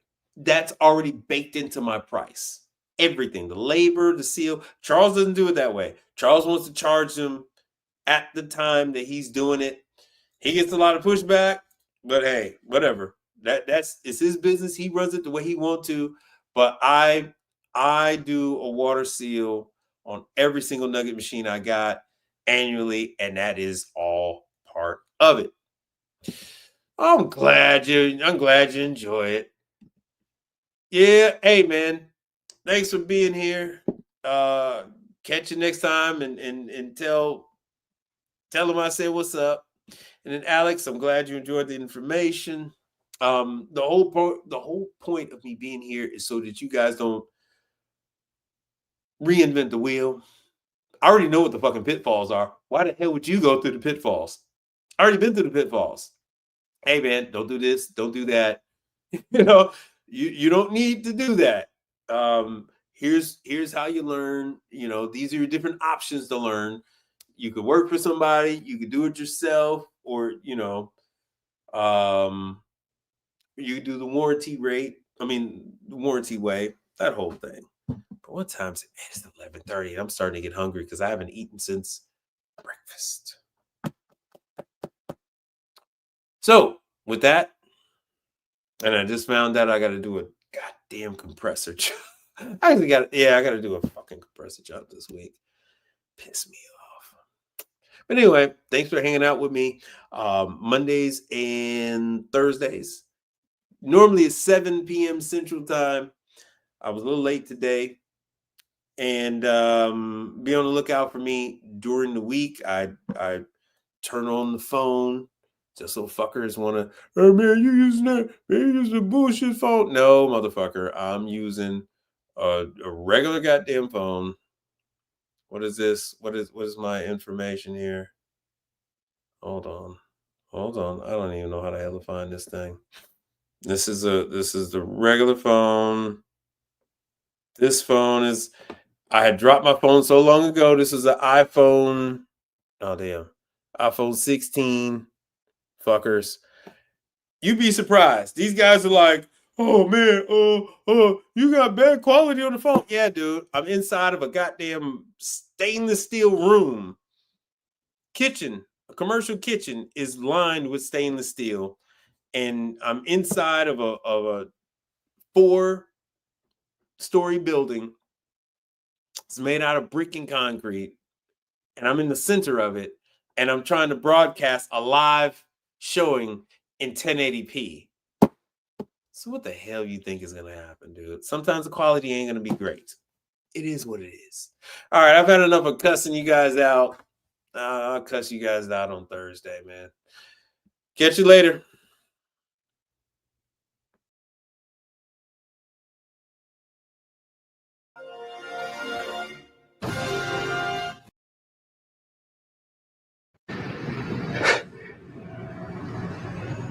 I haven't got time for this Mickey Mouse bullshit.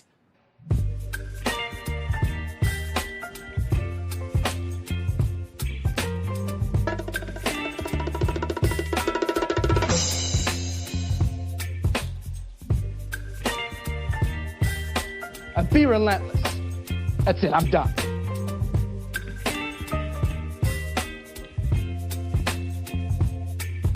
We are same, but different, but still same. Ha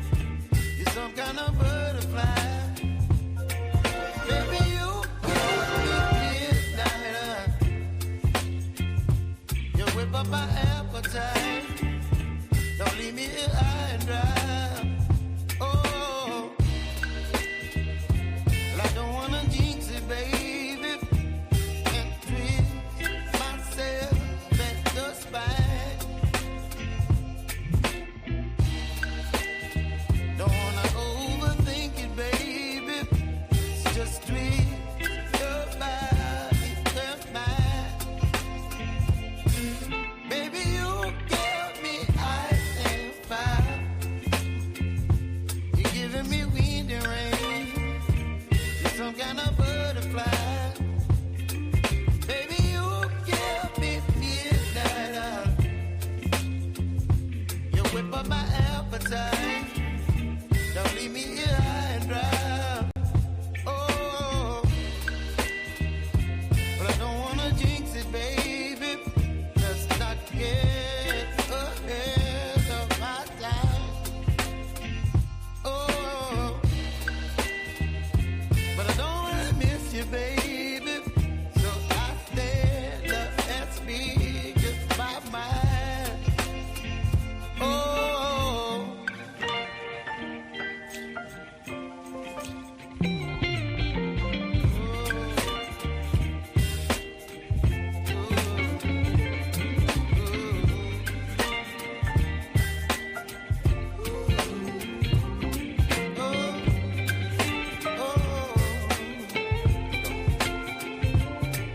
Baby, you give me ice and fire. You're chilling wind and rain. You're some kind of butterfly. Baby, you give me midnight. You whip up my appetite. Don't leave me here high and dry. Baby, you give me ice and fire. You're channeling wind and rain. You're some kind of butterfly. Baby, you give me midnight. You whip up my appetite.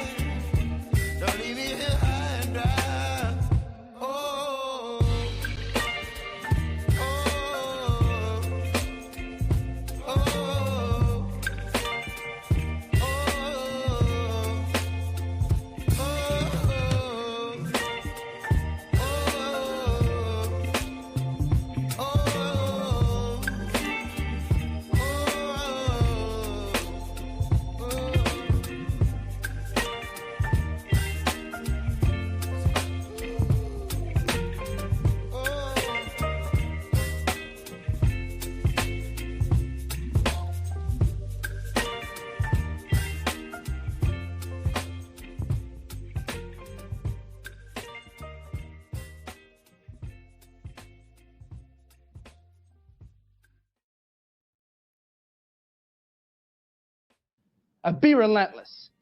That's it. I'm done.